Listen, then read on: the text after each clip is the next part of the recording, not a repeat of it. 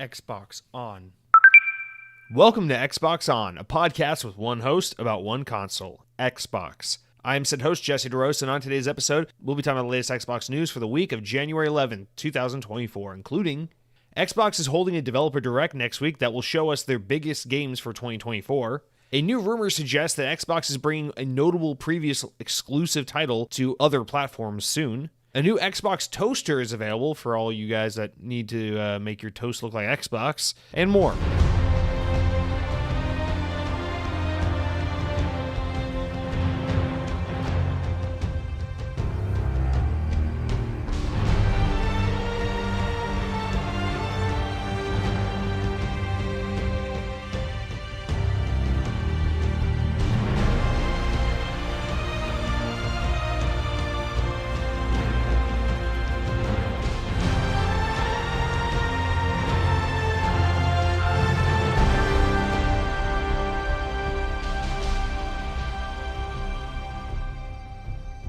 On this day in Xbox history, in the year 2005, 19 years ago, Mercenaries: Playground of Destruction was released for the original Xbox. Now, I feel like this is a franchise that has come up plenty of times on the podcast. I've especially lamented the fact that you can no longer play Mercenaries 2 World in Flames because of it's one of the very rare games that's not included in the Xbox backwards compatibility list. And it's not available digitally on storefronts, so it's like you got to have a physical copy running on an Xbox 360 to play a game. However, today we're talking about the first entry in the series. I like this game a lot. I remember renting it quite a few times from Blockbuster back when it came out and thinking this is really fun, but it was the second one that really got me hooked on this series. Maybe it's just because the timing lined up better, but I don't know. I love the first game. A lot of fun. I think most people actually consider the first one to be the superior game. And hey, the good news is, not only is Mercenaries: Playground of Destruction, the first game, backwards compatible and available on Xbox through modern Xbox hardware, but it was even featured as a Games with Gold title, I want to say twice, at least once, maybe multiple times. I feel like there have been multiple opportunities to get a backwards compatible version of this game available to Xbox subscribers of various services, Xbox Live predominantly. But anyway, point I'm trying to make is you can still play this game, thankfully. It's a very good game. I like the second one just a little better. I feel like it just hit at the right time maybe, but unfortunately, that game is not playable. Fortunately, this game is playable, and we will move on because I always get sucked in talking about this, and then, the studio Pandemic that made the game and how I wish they were still around and how they were such a creative developer, and everyone goes, oh, who's Pandemic? I'm like, oh, those are the guys that made the OG Star Wars Battlefront games. And everyone's like, oh, I love Star Wars Battlefront. I'm like, I know. You probably would have liked Mercenaries, even though they're not very much at all alike, but still, Pandemic was an awesome developer. May they rest in peace. Fuck you, EA. There's our first F-bomb of the show. Glad we could direct it at EA games for no discernible reason. Anyway, guys, welcome to Xbox On. It's a podcast about nothing. Hey, today we got a regular podcast stuff to talk about. It's the first episode of the year where we got the regular shindig. You know, we got the opening news segments, we got the main news, we got the small news, we got the comments. It's just a regular old run-of-the-mill day for the past month or so. It's been a lot of it's the holidays. Everyone's fucking sitting at home drinking eggnog, yelling at grandma. But now we're all back. We're at our day jobs. We're doing commuting again. Traffic has commenced. Our children are going to school and coming home with bad grades. It's all normal again, so we can get back to our normal Xbox On. And I'm glad to be here and help facilitate that with all of you guys today. So welcome, welcome, welcome. That being said, don't let the normalcy set in too much because I do have a quick announcement to make. Next week's episode of the podcast is going to be pushed back by a day. Gasp.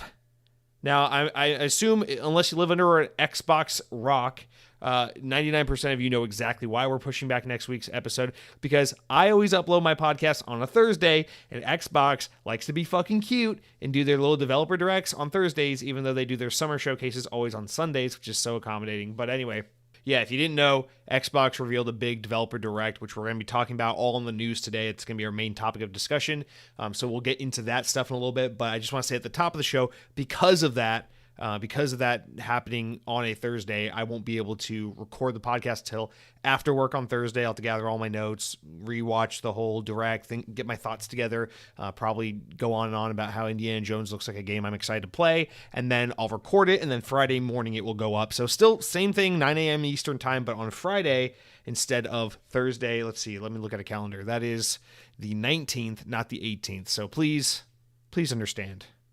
But anyway, we'll get into that stuff later. In the meantime, let's stay on track. Let's stay on track. We always open the show talking about any notable games releasing this week. Still too early to tell. Nothing really notable has come out yet. Although I think next week we start to get notable releases. Prince of Persia comes out next week, if I'm not mistaken, on Friday the 18th actually. So there's that. We're getting there. Once we get into February, we'll start to get a steady stream of notable games. So don't you worry about that segment. It will come back.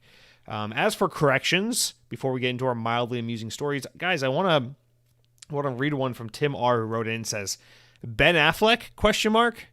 Yes, Ben Affleck, the CEO and founder of Aflac, the what is that? What even is Aflac? Is that insurance? What is that? Is that a scam? Is that insurance? Is that real? No, Ben Affleck, the actor. Thank you, Tim R. That was what I forgot. I was talking about Batman last week, and for some reason I blanked out when I was trying to say Ben Affleck. And of course, you had to write in and be the handsome man you are and save the day. So I appreciate you doing that. Ben Affleck, everybody. And now we can move on to the stories of mild amusement, updates from previous stories, and etc. So, guys, let's settle into this week with a little bit of news all about Fallout creator Tim Cain. Consulting with Obsidian for the Outer Worlds 2? ? From VGC, guys. Story reads, Fallout creator Tim Cain is consulting on Outer Worlds 2, it's been revealed. The veteran game developer, best known for his post-apocalyptic RPG franchise, is working with Obsidian on its upcoming sequel. Speaking of Rock, Paper, Shotgun, that's the news outlet, Cain said, there's stuff that they're trying to do in a sequel that, of course, I can't talk about, but I get pulled in on because it's similar stuff to what I've done in the past. Sometimes it's just me saying, I'm not going to tell you what to do, but here are the pitfalls. Here are some of the huge chasms that lie your way if you're going to have to wend around. What word is that? Is that supposed to say weave? Anyway, Cain, alongside Fallout co-creator Leonard Boyarsky, served as co-director of the first game, which was widely praised. Later in the interview, Cain praised a member of the Obsidian team for apparently figuring out a problem that the developer's been looking to resolve since the time of the Fallout franchise, saying, quote, I not only told him how impressed I was, I found my notes from 28 years before, and I said, let me read you a few lines from a production meeting from July of 1995. So, anyway, these are anecdotal little jibs and quotes and things like that to say Obsidian's pulling in more talent, more old school assistants to help make Outer Worlds 2 something. Listen, I gotta be honest. Like most people in the world, my familiarity with the Fallout franchise begins with where Bethesda picked up with Fallout 3. I don't know the series well enough to talk about the old Fallout games, which are nothing like the current Fallout games. And so I don't know what this means for, what you could inject from old Fallout into Outer Worlds 2, which is a game that is very much like linear Fallout New Vegas, if you want to put it that way. I don't know how you'd put that. I guess the bigger thing isn't like, what are they going to do with this game? Should we speculate about what features or kinds of things they'll attempt to pull off in this game? But more so just to say, like, hey, guys, are you a fan of old school Obsidian stuff? Are you a fan of old Fallout? Are you a fan of that kind of shit? Well, get ready, because they got really top tier talent, the fucking masters of it all, the teachers. The teachers that taught the students are here to weigh in on, to lend an ear to lend some notes, compare, give some feedback, that sort of thing. And it seems like Outer Worlds 2 is shaping up to be something that'll maybe make Fallout fans just a little more giddy than they otherwise would be. You're not getting your Fallout New Vegas remake. You're not getting Fallout 5 from the creators of Fallout New Vegas, but you are getting Outer Worlds 2 with the expertise and assistance and oversight or overseeing of the people responsible for the Fallout franchise. So who the hell knows what that means? Sorry to open up on such a lame note. I gotta be honest. My experience with Fallout is limited to Fallout 3 and Fallout 4. Speaking of Minecraft, and this is something I can speak to because I know Minecraft. Development of Minecraft Legends is ending, according to Mojang, the developer or the shepherd of the Minecraft IP. Co-developed by Microsoft's own studio and Blackbird Interactive, the multi-platform action strategy game that released last year will be coming to a close as far as continued support goes. Quote, since launch, we've listened to community feedback, implemented a series of changes and tweaks, and made the game better. With that complete, we're now going to take a step back from development, Mojang said in a blog post. The game's new content and final content arrives this month in the form of the Lost Legend challenge called Snover's Snout, a free bright-eyed hero skin, which is available to claim now on Minecraft Legends Marketplace. And while no further content updates for the game will be made, the title will continue to be supported for the foreseeable future. Also important to note, Mojang ended support for the Dungeon Crawler Minecraft spinoff, Minecraft Dungeons, back last September in 2023. So that last little bit about Minecraft Dungeons is actually the perfect jumping off point because you can compare and contrast. Minecraft Legends came out 9 months ago. Minecraft Dungeons came out around the same time, April, but in 2020. So one of these games was supported for over 3 years, and one of these games was supported for about 9 months. So it's pretty easy to look at Minecraft Legends and assume Minecraft Legends underperformed, or at least did a lot worse than Minecraft Dungeons did. And I think anecdotally we can all kind of assume that's the case because Minecraft Dungeons, when it came out, had a lot more word of mouth, and I feel like people were pretty high on that. It's like, I thought Minecraft Dungeons was pretty fucking great. It was a great little Game Pass game, fun couch co-op game with my girlfriend, a lot of fun, like a little baby's first Diablo. But for someone like me, I actually kind of preferred to Diablo because it was nice, bite-sized, didn't ask too much of you, and it was a fun way to unwind after a long day's work. Whereas Minecraft Legends seemed almost... It seemed like no one really talked about this game when it came out. No one really cared about this game when it came out. Its reviews were pretty decent, but not like show-stopping. And then no one ever really talked about it. It just didn't have the legs and the support that a game like Minecraft Dungeons had, unfortunately. And I would love to see the numbers to see kind of cross-compare how these games sold, the engagement numbers, things like that, Game Pass engagement for these two games. As they both launched in the Game Pass, I'd like to see how these games performed across PlayStation and Switch, since obviously these are multi-platform games. So I don't know. It's kind of weird and unfortunate, but Minecraft Legends just coming to a close, and so you got to wonder, what does that mean? Are we just moving on to the next Minecraft spinoff? Will we see that at E3 this year? Will we get to learn about the next spinoff in the Minecraft universe? We got Minecraft story mode from freaking Telltale Games back in the day. We got Minecraft Dungeons, which is awesome. Minecraft Legends, which I actually think Minecraft Legends is pretty good. It's very unique. It's one of those games where it's like I played it for 3 hours. I thought, wow, this is pretty cool, and then put it down, and then never came back to it. But I enjoyed the limited time I spent with the game. I just got distracted because it wasn't even remotely close to being that high on my priority list. And I feel like that's probably what happened to a lot of people. Was last year was a bad year to release a game that was anything less than like show-stopping, or like a game that people already knew they wanted to play. You know, something like Spider-Man or Starfield. It's like, yeah, we want to play that. Something like Baldur's Gate. It's like, hey, everyone, stop what you're doing and look at me. I'm the greatest thing ever. But a game like Minecraft Legends, it's like there wasn't room for something that was like just all right or kind of cool. Or let me get in my comfort zone and try this. And I don't know. Maybe that has something to do with it, or maybe Minecraft Legends was a tough sell because it's a unique game. It's like a little bit RTS, it's a little bit action game. It's got a lot of different elements going on with it, and it's fun, it's casual, it's easy to pick up and play, but it's also a little cumbersome. And I think they did a good job binding the game's controls to the standard controller, but it definitely feels like when you're playing this on Xbox, like it's kind of a keyboard and mouse game. So I don't know. It's whereas Minecraft Dungeons was pretty pick up and play, arcadey, casual. Minecraft Legends, despite being approachable, like once you actually get into it, I feel like it was hard to market and came off a little bit more cumbersome, and like there was a learning curve to it. And I think that was a turnoff to a lot of people, especially when it came to the marketing of the game. So maybe that, paired with a competitive year, paired with just not a whole lot of buzz surrounding the game, kind of killed it, which is crazy because we're talking about Minecraft, you know? It's one of those franchises where it's just supposed to do good, you know, do good for everyone. Minecraft Legends, while you are not a legend, may you rest in peace. You can still play the game. It's not going away. It's just they're not adding new content to it. They're going to move on. Focus their development efforts on things that will make more money. All right, two more little stories of my amusement I want to get into. Speaking of Harry Potter, which is a game that came out around the time of Minecraft Legends, but actually got way more attention and did way better. We got a little bit of a Harry Potter thing to talk about. So from VGC, Warner Bros. has teased plans to release more games in the Wizarding World franchise following the success of Hogwarts Legends. In an interview with Variety Magazine, Warner Bros. Interactive Entertainment president David Haddad said that the Harry Potter RPG sold over 22 million copies between its release in February and the end of the calendar year. So in 10 months, 22 million copies. F me, that's pretty good shit. That made it the best-selling game of the year for the entire industry worldwide, he claimed. So look at that. Outsold Call of Duty. There you go.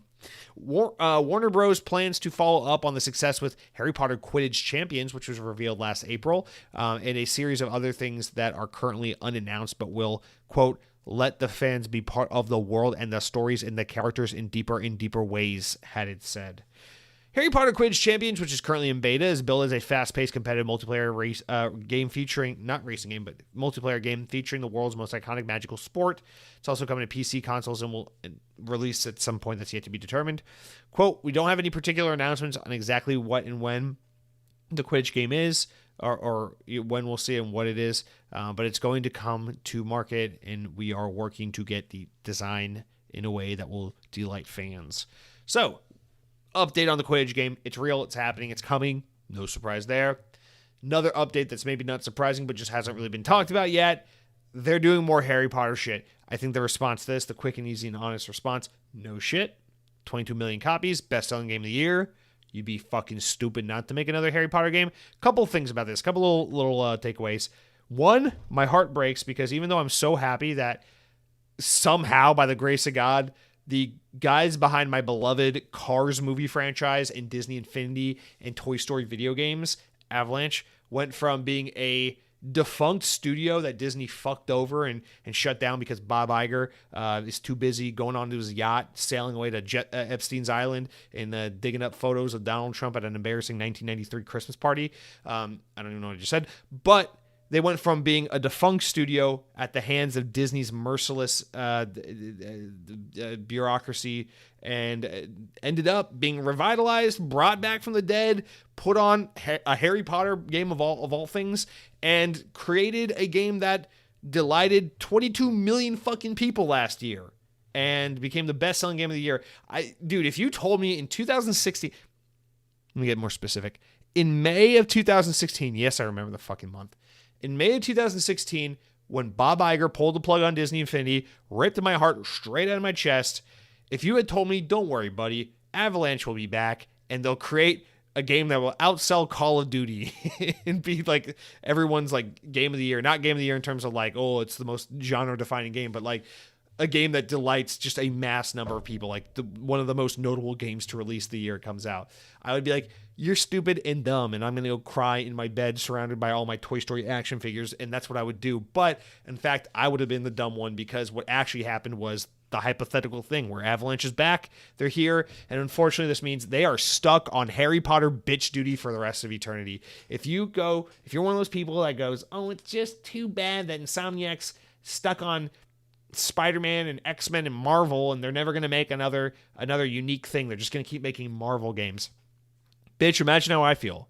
We had a developer dedicated to all things Disney and Pixar, and now they're making Harry Potter. It's like, I need you to make Jesse's favorite thing and then die and then come back to life and make Jesse's least favorite thing. It's like they're making beats. It's like they're making actual beats. It's like if my favorite restaurant of all time was like, we're steak, we're macaroni and cheese, we're pizza, we're chicken wings, we're Philly cheesesteaks, we're Mountain Dew, we're everything Jesse loves in this world. And then a health inspector came in and said, fuck you, I'm shutting you down even though you're really clean in the kitchen. And then they shut down. And then some small-time investor named Bitcoin Bill comes in and he says, I'm going to throw you a couple BitBucks. I'm going to get this place back up and running. But now we don't sell hot wings. We don't sell Philly cheesesteaks. We don't sell pizza or steaks or cheeseburgers or anything delicious. We don't even sell tacos anymore. And they say, now we sell beet salad. No dressing. Fuck you, beet salad.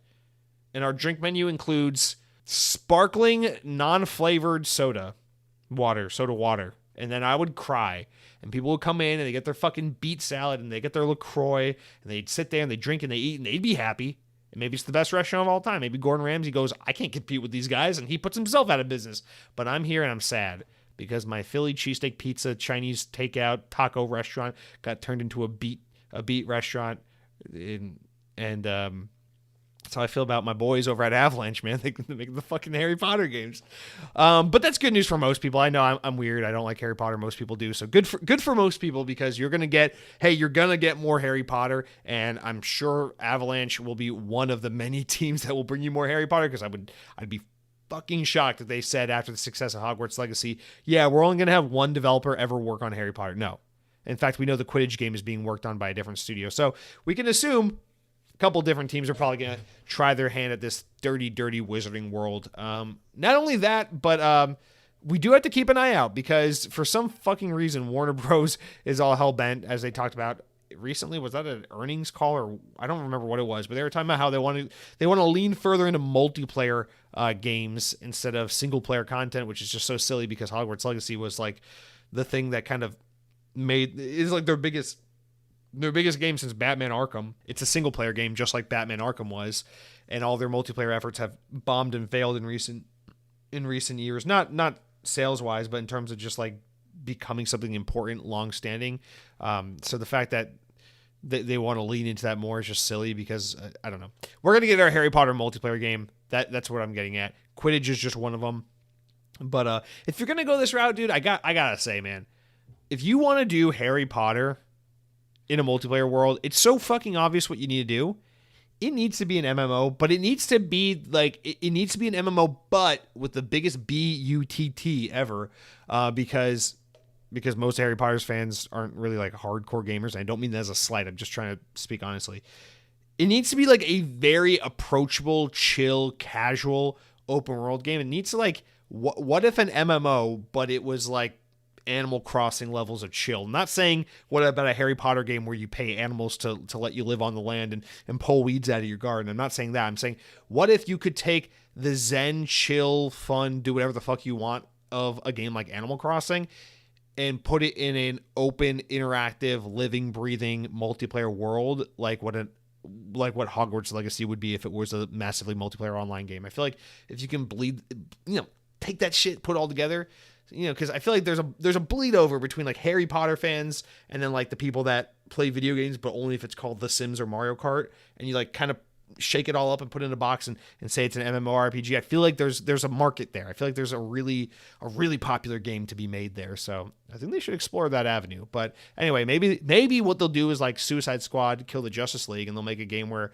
all the Slytherin mugbloods have to get heavy machinery and guns and artillery and go after I'm not trying to be funny. I know the Gryffindor people, and you just fucking go on a manslaughter. That'd be cool. Like a game called Slytherin vs. Gryffindor, and it's like M-rated, it's fucking gory, and all the fucking kids in the green jackets slaughter the kids in the red jackets. It'd be like the Crips versus the Bloods, but with Harry Potter. I'd be down for that fucking game. I want it. Make it happen. All those fucking pasty-ass British kids slaughtering one another. Let's make it happen. All right. Where were we? Speaking of pasty people... we got an ex-Activision executive accusing the publisher of discriminating against old white guys, or age discrimination. From GamesIndustry.biz, that's right, it's not always VGC. A former Activision executive is suing the publisher in California through the state court, accusing the company of age discrimination and violating the state's whistleblower protection laws, as originally reported by Law 360. The suit was filed earlier in the week by a 57-year-old former tech executive who worked for the company from 2014 until being laid off as part of a restructuring in the Activision Blizzard Central Tech Department last August. So this is before Xbox acquired Activision. So that maybe this restructure had something to do with them anticipating an acquisition from Microsoft, or maybe it's just a restructuring they were doing regardless. Yet to be determined. The lawsuit gives several examples to establish the Activision Blizzard discrimination against him, stating that statements from Bobby Kotick allegedly made at a leadership conference where he said the problem with Activision Blizzard is that there are, quote, too many old white guys. The suit doesn't exactly say when the conference was.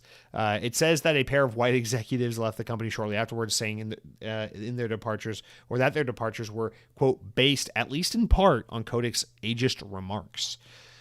One of those departing executives recommended that the plaintiff plaintiff. I always feel like I'm saying that word wrong.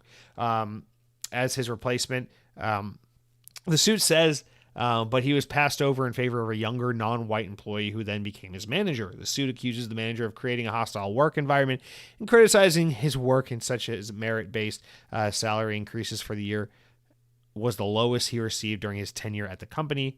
The suit notes that a woman in his department complained to a human resources team about her own merit-based increase being below expectations, saying she made a false and defamatory remarks about him to human resources and his manager. Anyway, this goes on, and basically ends with it saying that due to that restructuring of the central tech team last August, of the team of 200 people, 6 of the 47 that were laid off were older white men. Activision placed profits over people by terminating older, higher-paid executives, he says in the suit. And then the suit also notes that Activision currently has open job listings for central tech department roles. So I think that's the crux of his argument right there, is just that, hey, they laid us all off, and now they got openings for these roles, which clearly does indicate at least one thing. I can't speak to the old thing. I can't speak to the white thing, but what I can speak to is clearly they're trying to find someone who will do your job for less money. And that is something every company does. That's a tale as old as time, baby. That's capitalism, man. If you can't get with the program, you're a fucking socialist, and you should go back to Venezuela or Russia or the Dominican Republic or wherever, because I'm American. I don't understand geography, history, or anything. And so what I'm trying to say to you, my guy, is, yeah, Activision's probably a slimy fucking corporation that wants to save a dollar at the expense of your livelihood and well-being. Shocker. And I'm not here to weigh in about whether or not, I wouldn't be surprised if Activision, again, like most companies, to some extent, has a little bit of like an ageist thing. I think ageism is a real issue in the workplace that probably doesn't get nearly as much attention as it deserves. When you talk about like controversies in the workplace, there's definitely a lot of, and rightly so, a lot of attention on people of different skin colors and women and the LGBT community, but there is like almost no attention paid to the elderly community when it comes to the workforce. The white thing's like a little like, I don't know about that. Do I believe that they may be discriminated against you because you're an older guy who's been at the company a long ass time and makes a lot of money, and they can get someone who's younger, a little more spry, a little more fast, a little more on the job, like witty and ready to get shit done, and will do it for half of what you'll do it for? Yeah, I believe that. I believe a lot of companies would fucking jump at the opportunity to do that. So I don't know. I'm not really here to weigh in on whether or not it's right or wrong. The bigger, broader point to be made here is that here's yet another example of a different person or a different group of people at Activision Blizzard who have serious beef with the company and are now taking action. And now that Activision Blizzard is officially part of the Microsoft umbrella, part of the Xbox umbrella, this is their problem to deal with. Here you go. Again, it's like you bought a Corvette, but Bobby Kotick crashed into a fucking wall and handed you the keys and said, you deal with it. And here you go. So again, not to weigh in on who's right, who's wrong, if there's a valid argument. That's not, whatever. If someone feels like they were wronged or discriminated against or mistreated at their workplace on a very human level, I fucking feel for you. That sucks. It's not my place. I don't know you. I don't know the experience. I don't know how it went down. I don't work at Activision. That fucking sucks to feel that way about your job. It sucks to be laid off, and it sucks to see a job opening for the job you just got laid off from. So whether he's got a good argument here or not, whether he is right or wrong and his assumptions and all that are correct, no doubt the situation sucks. And for that, sorry, man. Microsoft, enjoy this. Enjoy all these lawsuits and things you have to deal with now because of former management. But I don't know, I kind of wish we got like another death threat quote in here. Like Bobby Kotick said he would fucking jump from the rafts of our conference room and fucking body slam me into the boardroom table and beat my geriatric ass into a pulp. And like, we got one of those quotes because like I feel like we need more of those stories of Bobby Kotick just being a genuine piece of shit. Because while they are terrible, it's horrible that people had to survive in a work environment like that. My God, it's just ever so amusing to know that Bobby Kotick is just such a piece of shit. But anyway, he's gone now, and Microsoft, you deal with that. And hopefully that guy, I mean, maybe, hopefully he at least gets a payday out of this, you know? God knows Activision can afford to give him a little bit of a cheddar from all the fucking Call of Duty Nicki Minaj skins they're selling left and right. And that's it for all of our opening news stories. We're done. We're moving on. We're taking a break from the Xbox news because that's not the fun stuff. That's the stuff we gotta get out of the way. There's not too much to say on it. But then we say, you know, that's the appetizer, man. That is the Caesar salad before the steak hits the table, okay? So if you're thinking, Jesse, those news stories weren't that juicy, they weren't that delicious, shut the fuck up, baby. Because if you'll just let us get through what I've been playing, if you let us get through a little bit of rambling, we'll get to the meat and potatoes of it. We'll get fucking creamy mashed potatoes. We'll get a boned-in cowboy cut ribeye steak. And you know it's going to be delicious. You know what we should do? We should do a jumbo crab meat topping with 2 pieces of asparagus. You know, you get the fucking boned-in ribeye, a lump of crab meat, the 2 asparagus spears on top for presentation and added greens, and then top it with a fucking béarnaise sauce. Let's do it, baby. That's going to be so... Dude, your cholesterol, you hear that? That's your heart beating, baby. But hang on, we'll get there. First, let's stop talk about the games I've been playing this week. Excited to talk about these games because I've been having a lot of fun playing some games lately. But before I can tell you about the games I've been playing this week, I got to tell you about what I've been eating. And for what I've been eating, guys, I'm excited. I tried a new restaurant. I feel like it's been a little while since I tried a new restaurant, so I'm kind of excited. You know, I think actually maybe I've tried a restaurant recently and I haven't thought about it or something. It's just not coming to mind. But I think it's been quite a while since I've tried a new restaurant. And so yes, I am very excited to share this with you guys. I'm stalling for time because I'm trying to find the name of this. Okay, Hokusai Ramen and Bar. Well, the sign says Hokusai Ramen and Bar. That's what the restaurant says. But on Google, they're listed as Hokusai Ramen and Izakaya. And Izakaya is like it's like a Japanese gastropub. It's like a place you go after work with your buddies and grab some meat skewers and fried foods and beer and talk about how much you hate your boss and want to bang your coworker that just so happens to be your best friend / brother / childhood friend. What's up? Anyway, ramen. Yeah, so really excited about this place because out here where we live in Florida, especially where we just bought a house, it's kind of the sticks. We're like 20 minutes from Disney World, which is like super awesome, but we're like 45 minutes from like downtown Orlando if you want to go to like the cool spots where like the 28-year-olds that pay exorbitant rent live. Definitely sometimes kind of miss that. That's not my life because I'm like, I like that stuff. I like the downtown, the fucking $7 donut place and the coffee shops. So I don't get to try the hip and cool places. And the reason that especially sucks is because those are always the places where the good Asian restaurants are. And like, if you know what I'm talking about, you know what I'm talking about. Anyone who has like any kind of association with good Asian food knows this to be true when you live in a metropolitan area. It's like in the city is where all the legit, like authentic, cool, like hangout Japanese, Chinese, Thai, Vietnamese restaurants all are. It's like the places that are either owned and operated by like legit, like people from those countries, or 2 super hipster white dudes who like really mastered Japanese cuisine or whatever and opened up their own izakaya. And it's like you always got to go into the city to get that shit. And it's so good. That's how it was back in Atlanta. That's definitely how it is here in Orlando as well. And living out here kind of in the sticks where I am, where it's like if it weren't for Disney, I'd be in fucking moo moo cow territory, you know?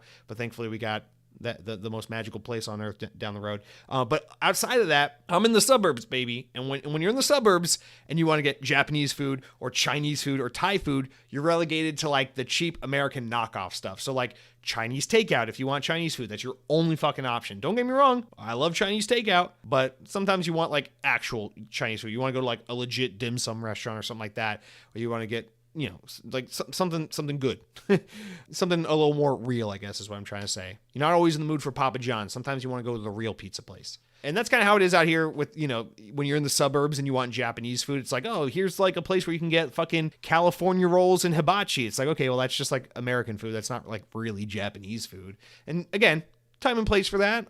Listen, I grew up in the same America. I like me some fucking yum sauce and hibachi from time to time, but that's not real Japanese food. That's bastardization. It's like claiming Taco Bell is Mexican food. It's not the same. Hokusai Ramen and Izakaya opens up just outside of Walt Disney World, in between where Disney is and where I live. It's like 12 minutes from my house. And I'm shitting bricks over here. It opened up 2 months ago. Brand new ramen spot. Looks legit as hell. The menu looks great. The prices look good.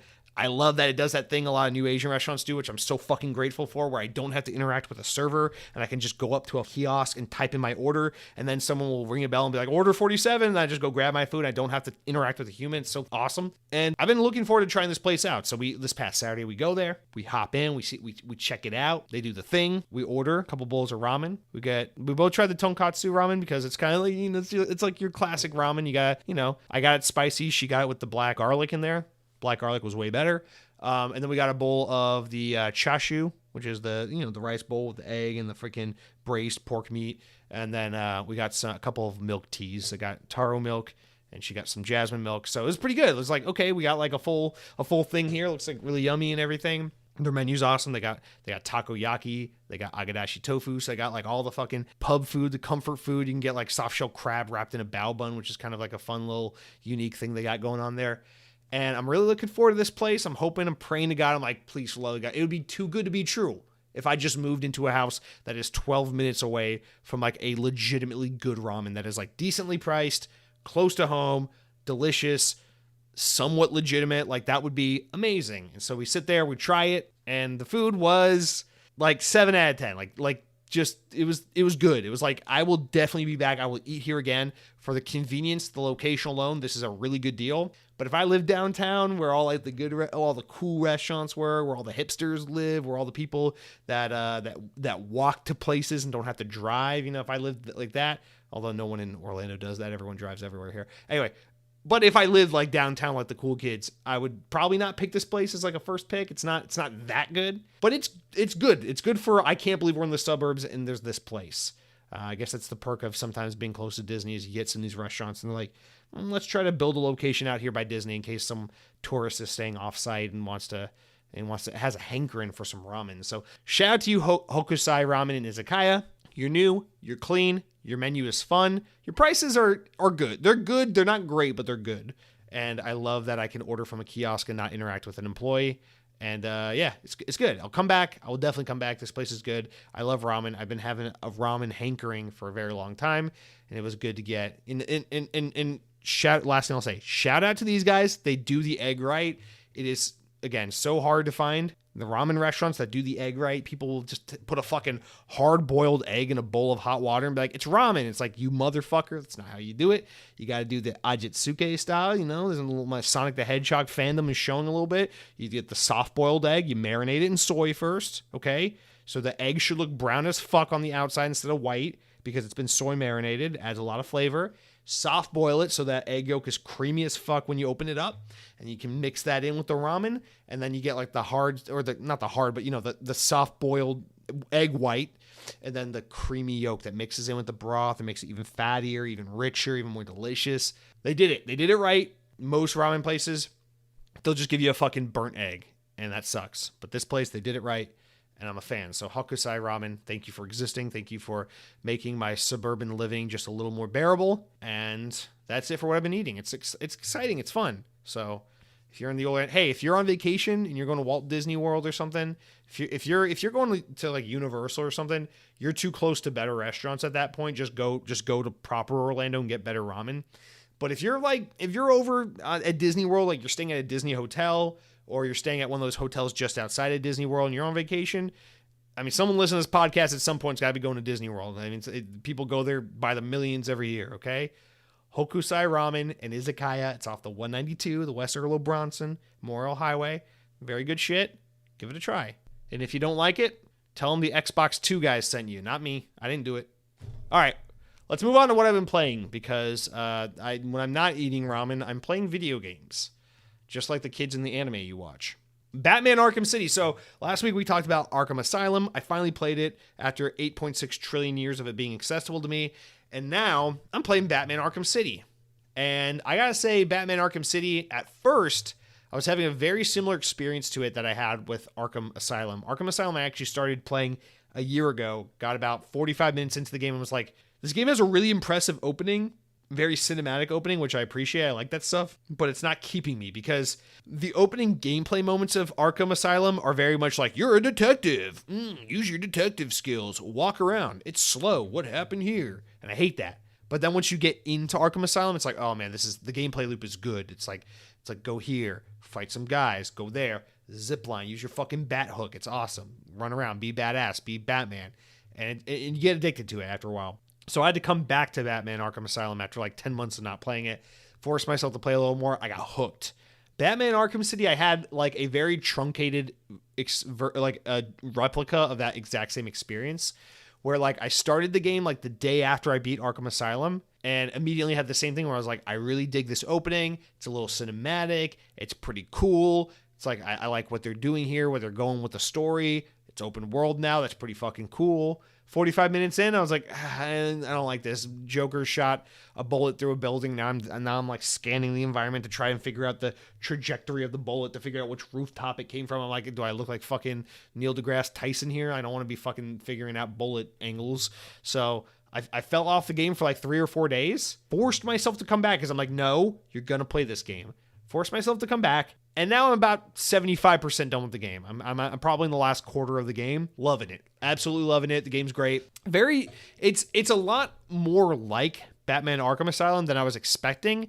And it's a lot more different in ways I wasn't expecting. I always just assumed that Arkham City and Arkham Knight were so night and day different from Arkham Asylum, just because Arkham Asylum is always pegged as like this more linear, condensed, small scale, kind of like, not level based, but it's like this small environment. You're in a little map. You're just on the Arkham Asylum island. It's just the prison basically. That's like the whole game. And then Arkham City and Arkham Knight expand it, blow it up, and let you go all throughout Gotham City and do the whole thing. So I just assumed it was going to feel a lot more like a big departure because of that. But in some ways, the game actually feels like once you're into a mission, once you're balls deep into a mission and things like that, and you're just in the combat loop and everything, it just kind of feels like slightly more refined Arkham Asylum. But then sometimes when you're not doing the main mission, you are just exploring the city and going around doing this and doing that and digging through menus and stuff. It's like, man, this game feels just really different in other ways. I guess it's the playing these two games back to back immediately after one another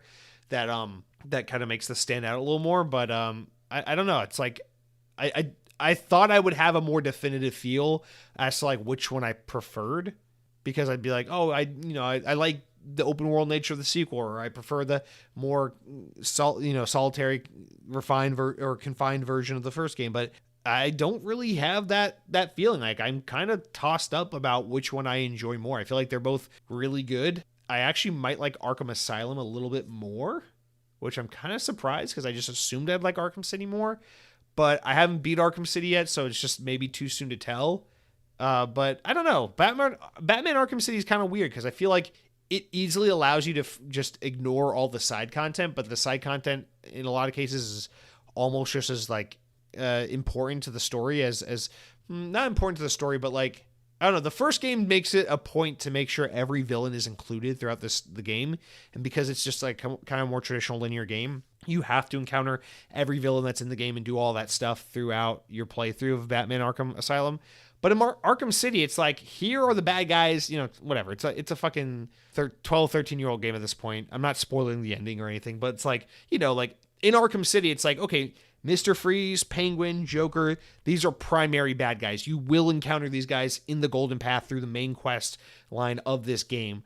But then other bad guys like Bane or like Joker or not Joker, but like Riddler and characters like that, it's like they're kind of pushed out as like secondary side characters, and you don't necessarily have to do their missions and interact with them in order to play through the game. And it just kind of feels weird coming hot off of Arkham Asylum, because part of what I loved so much about that game was it was like this crazy ensemble of like all of Batman's biggest enemies all in one night, and like everything that can go wrong is going wrong, and Batman's just keeping his composure and being a badass through it all and kicking ass and getting things back in order. And that's why I love so much about Arkham Asylum. But in Arkham City, it's just like, yeah, Bane's out here fucking destroying laughing gas cans, and he can go fuck himself. I'm going to go chase Mr. Freeze because he's got the antidote that's going to make me not die, maybe. Who knows? And so it's just like, it's kind of weird that I can just like run past these things that in the other game would have seemed like totally necessary primary content. But in this game, it's like totally optional B tier stuff. And I don't know if I appreciate that or if I feel like it's detracting from the experience, because I always play my open world games, like 99% of it, just blasting through the main quest line. And then if I liked it enough, I'll go back and do some side stuff. But that's kind of how I'm playing this game. And I feel like I'm missing out because content that should be primary in the main quest line is just like pushed out as like side stuff. And it's just, I don't know, it's a weird contrast to the game that came before. But overall, I mean, that's a nitpick. Like overall, I think the game's great. It's refined. The combat feels a little better. There's more gadgets and gizmos to play with, and they feel more thoughtful, more refined. There's new ways you can interact with them. So like the sandbox is expanded further. Not only that, but it's open world. So the fun toys you get to play with as Batman in an open world environment is much more cool and dynamic than just being this linear island of Arkham Asylum. So I'm a huge fan of it. I'm still really loving it. It's got me in this huge mood where I'm just like, I'm going to subscribe to HBO Max pretty soon here. I really want to watch the DC animated movies. I got the whole, it took me forever to figure it out, but I got the whole list of like the timeline in order. So I'm kind of looking forward to watching some of those movies. I'm just feeling it out. I'm looking forward to Suicide Squad, Kill the Justice League. And like, I'm in the zone, you know, like I never give a shit about DC, but right now I'm like really feeling it all. I'm enjoying it. So it's a good time. I'm having fun with it. I'm just kind of like enjoying this moment right now. I know it's a fleeting little temporary phase I'm going through. So I'm just going to try to enjoy it while it lasts, play through these Batman games and continue to have a great time. And so Batman Arkham City, just like your older sibling, great game. Great game. Took me way too long to get here, but great game. And yeah, I don't know how I'm going to do it. I think after Arkham City, I'll probably take a break because in a few weeks, Suicide Squad comes out, and then I'll probably play that. And then maybe later in the year or after Suicide Squad, depending on how I'm feeling or what there's time for, I'll go back and probably do Arkham Origins, then Arkham Knight, because I feel like Arkham Origins is probably going to be way better than people say it is. And that's like one you shouldn't sleep on. Plus, if I'm going to play Suicide Squad and Gotham Knights and all the other Arkham games, you might as well play Arkham Origins as well. So I'm really tempted to actually get a copy of that for the Wii U and bust out my Wii U out of storage and be like, hey, friend, remember me? But the more realistic thing is I'll just download it for like $5 on Steam and play it on my computer. I don't know yet. We'll figure it out. We don't have to figure that out right now. It's not that important. The other game I've been playing this week, which I have far less to say about, just want to touch on real quick. I downloaded and convinced Cronky to play with me the Finals, that new multiplayer free-to-play shooter from the minds of the Battlefield and Mirror's Edge guys. And I thought I was going to like just, I don't know, I thought this game had serious potential to do to me what Apex Legends did, which was like, oh, cool, the guys that make Titanfall are making a battle royale. I'll give it a try just because I love Respawn. I love Titanfall. So I figured the Finals would be a similar thing where I'm like, oh, it's the guys that make Mirror's Edge and Battlefield. That'll be cool. You know, they're not beholden to EA, and they can just kind of do their own fun, unique free-to-play thing. Like, let's see what that's all about. And I don't know. I feel like this game is good. It's impressive. It's not quite what I expected, but it didn't hook me. Like, I don't want to play it. Like, I really appreciate the aesthetic of the game. It does have a lot of Mirror's Edge influence in its aesthetic, which I love because Mirror's Edge is a series that I just adore so much, and I know we'll never get another one of those. So I love that. And I like Battlefield. Battlefield's a game I always like, but I never love it as much as Call of Duty, but I like it and I appreciate it. And I feel like this game, well, first of all, the movement and the gunplay feels a lot more like a Call of Duty than it does a Battlefield, which is something I wasn't expecting. But you bring over that crazy destructibility that Battlefield's known for with a little bit of the kind of visual flair of Mirror's Edge, and then with this multiplayer gameplay that is all unique to itself, when you have like these small, medium, and heavy characters that all kind of have different pros and cons with these unique multiplayer modes that are kind of like these like heist modes and bank modes where it's like, oh, collect the money, bank it, 3 teams all versus one, you know, PvP.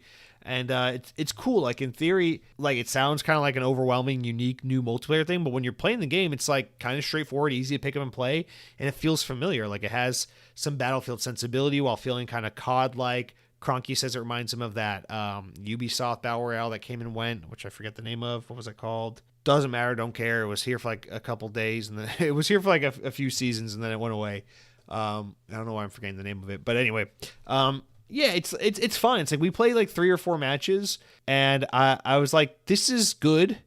I could see why this game will be popular and why people are enjoying it right now, but I'd kind of rather just go play Halo. And then we just went and played Halo instead, and it was like better because it was Halo. So I don't know. I feel like maybe I was just in the wrong headspace when I played it. I do plan on going back, giving it another try, trying to get into it a little more. I do tend to enjoy games more when I play alone. Like, I always insist on trying to do multiplayer because I like the social aspect. I like just catching up with people and using a game as an excuse in the background to like kind of do something with your hands while you talk to people and catch up. But when I enjoy gaming the most, it's generally when I'm playing alone. So I'm going to give this game another try. See if maybe I like it a little more when I'm just zoning out to a podcast and playing like I do when I play my best.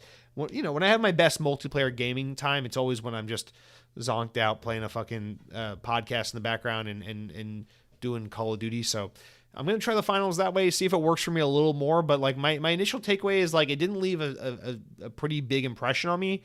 I just thought, hey, this game's cool. That's fine. I'm going to move on to Halo. But yeah, maybe after Batman Arkham City, I'll give it another go. So in the next couple days here, that should probably be an option. So that's it for what I've been playing. That's it for what I've been eating. Guys, without further ado, let's take a quick break, drink some water. Come back and talk about this Xbox Developer Direct and some other news stories. I'm excited to get into it. So let's do that right now. All right, let's jump right into the news, starting with the big one, the Xbox and Bethesda Developer Direct, confirmed for next week, January 18th. So, from VGC, Xbox and Bethesda will stream a Developer Direct presentation on Thursday, January 18th. It has been announced. Beginning at 12 p.m. Pacific Time, or 3 p.m. Eastern Time if you live in the real world, it will provide fans a look inside a selection of highly anticipated games coming to the Xbox Series S, X, and PC, as well as Game Pass. Presented by the developers themselves, this will include Machine Games' Indiana Jones title, Obsidian's Avowed, Oxide Games' Ara History Untold, and Ninja Theory's Senua's Saga 2 Hellblade, or Senua's Saga Hellblade 2. The presentation won't include any updates on Activision Blizzard games, in Microsoft's words. It will feature, and then it breaks down the 4 games they're going to talk about, so let's just read these little breakdowns for further context. Indiana Jones, Machine Games, the award-winning studio behind the Wolfenstein series, will reveal their upcoming Indiana Jones game, an action-adventure that puts players in the leather jacket of the legendary archaeologist. Developer Direct will showcase more than 10 minutes of game and developer insights, including details about the game's setting and story, how fans will actually play as Indy, additional details from the game, from the next globe-trotting adventure, and the premiere of the first gameplay trailer. Very excited about that. Hopefully they show lots of gameplay. Avowed. The team at Obsidian will share a first deep dive into gameplay experience fans can expect in Avowed, their upcoming fantasy action RPG set in the fantastical, vibrant living lands. Learn about how Obsidian's expertise is building worlds with deeper themes, dynamic gameplay, and thoughtful reactivity come to life in Avowed, where players will have agency to make choices to shape every step of their adventure. Ara History Untold. Hear from the leads at Oxide Games, the studio founded by veterans of the strategy genre and creators behind classic games, including Civilization V, as they unveil exclusive and new gameplay and share more details about the inspiration, key features, and road ahead for the upcoming historical grand strategy game. Lastly, Senua's Saga, Hellblade 2. Ninja Theory takes us behind the scenes at their studio in Cambridge to give us some insight on how they are crafting Senua's Saga, Hellblade 2. The team will speak to the ambition and meticulous care involved in creating Senua's journey of survival. So those are the 4 descriptions they provide, and they say that shortly after the developer, ZeniMax Online Studios will host a standalone Elder Scrolls Online presentation, which no one gives a shit about. And then beginning on 4 p.m.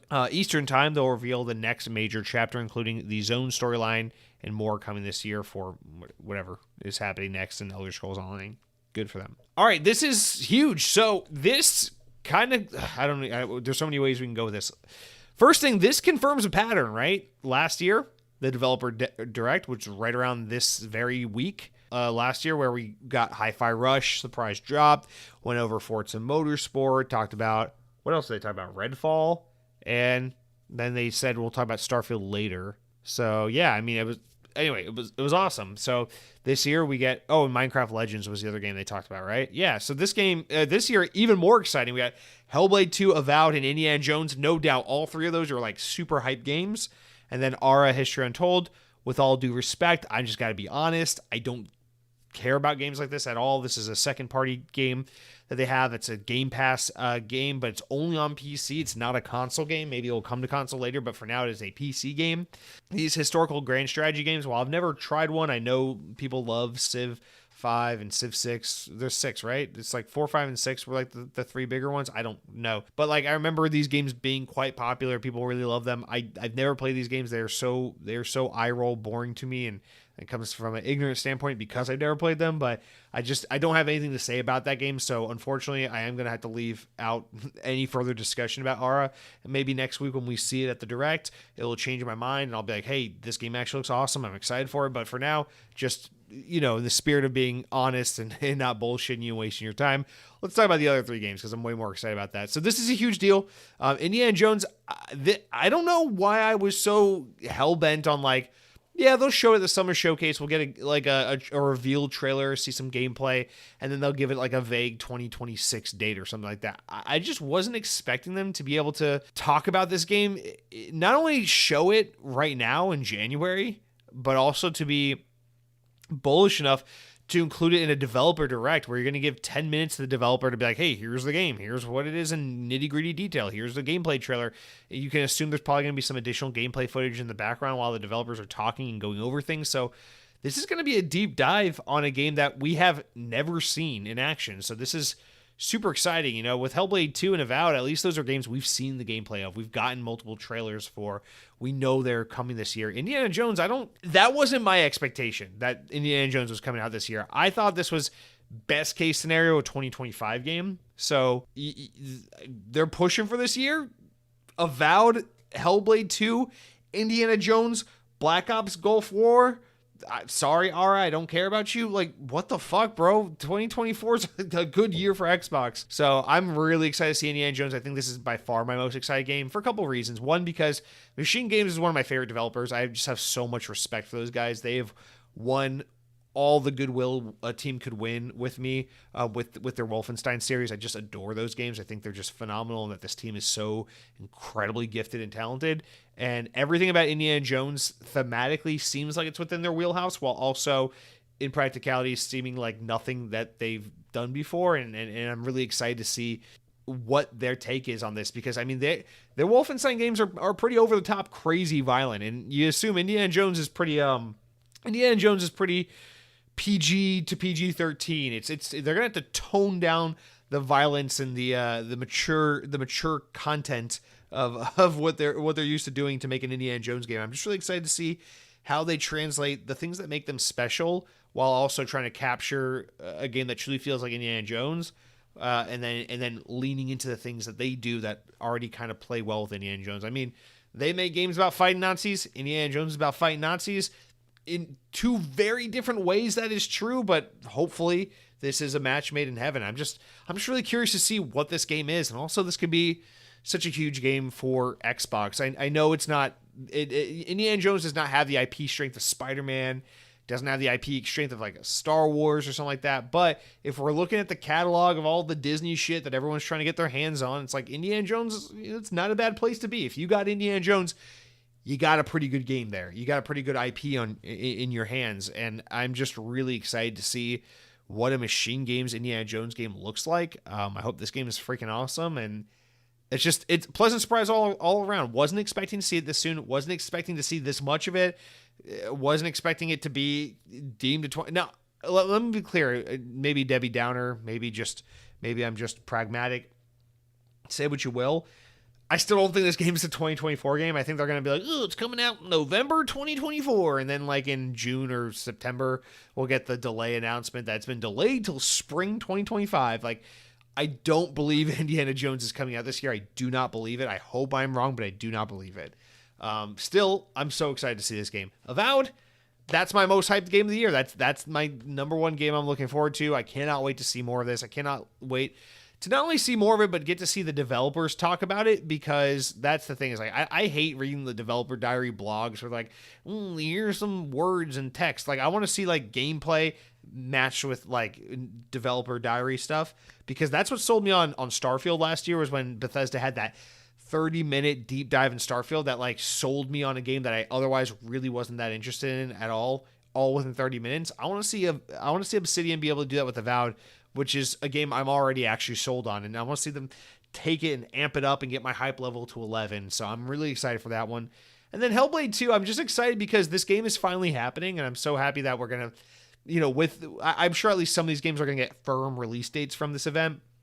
And I'm just so excited to see Hellblade finally get to a point where it's like, the game is fucking happening. Get over it. Here's a release date. Here's some gameplay. We're going to stop hiding the combat from you. We got to get this game out. Like, I'm sure Hellblade 2 will be good. It will be what it is. But I'm ready to see, like, what Ninja Theory does after this, because I want to see Ninja Theory make, like, some fucking God of War style game. And right now, the thing they're making, I feel like, is an unnecessary sequel. So I'm half excited because I liked Hellblade 1. I want to play Hellblade 2. But I'm also half excited because the sooner we get this game out, the sooner Ninja Theory can work on something new. And I really hope it's not Hellblade 3. And I really hope it's not, I don't know, something like fucking, what was that one call that they did? I'm forgetting the name of it. Their multiplayer game that failed and bombed and went away. I'm forgetting everything today. Whatever. Doesn't matter. The last game they made.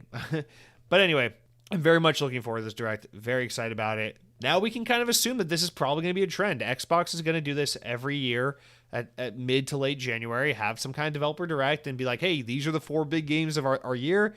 And I think this is so smart. It really plays into Phil Spencer's, the thing that we've all speculated that Phil Spencer himself has said, which is that ideally, the plan is to get to a point where Game Pass is being fed at least one massive title a quarter.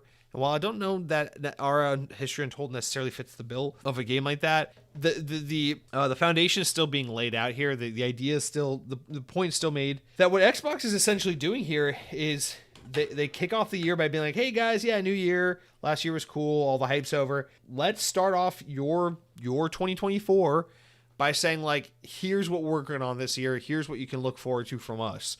I love that they're doing that and that this is probably a trend we'll see continue going forward. So I'm just so excited about that. And I just think this looks really cool. And it's a good way for Xbox to kind of market and dole out this information that Phil Spencer's been, kind of working towards, which is this whole one big game a quarter thing. You can assume maybe like, actually, I don't know, because while you want to do one big game a quarter, I feel like Hellblade should be a spring game, but it's too late for them to not have given us a date. I don't know, maybe somehow Hellblade's like a May release date, then Avowed September, and Indiana Jones is November. That way you kind of get like a quarterly release type thing going. I don't know. We'll have to wait and see. But anyway, the idea is there. Whether it perfectly plays out into this 4 games once every 2.5 months type deal, 3 months, that doesn't matter. So I'm just excited. I'm looking forward to these games, and next week we will talk about that. But yes, as I mentioned at the top of the show, podcast getting pushed to Friday morning so that on Thursday afternoon I can watch this, take my notes, record my podcast, react, and then we can get into it from there. So thank you guys for understanding on that front. But yeah, let's all be hyped, guys. This is something to look forward to. It's just exciting that Xbox is, they have games to talk about. They have products to deliver on, things that we can like look forward to and start to materialize. So I don't know why I thought we had a better chance of getting Fabled before Indiana Jones, but I guess it's Indiana Jones first. But maybe next January we'll be sitting here coming around the table being like, guys, State of Decay 3, South of Midnight, Fabled, Call of Duty Black Ops 7, The Sorcerer Strikes Back, and it'll be awesome. That will be our developer direct next year. I don't know. I can't wait. Can't wait to find out. So yeah, there's that. Whew. All right, and then there's only really one other story this week. And you know what? I feel like this story would be so much heightened so much more for me if I were still engaged in like Twitter, but thankfully, thank God, I have just really walked away from Twitter in a big way. So a lot of this kind of discourse has passed me by, but we'll read it because it is news nonetheless, and we'll try to detract something from it. But whatever, we'll see.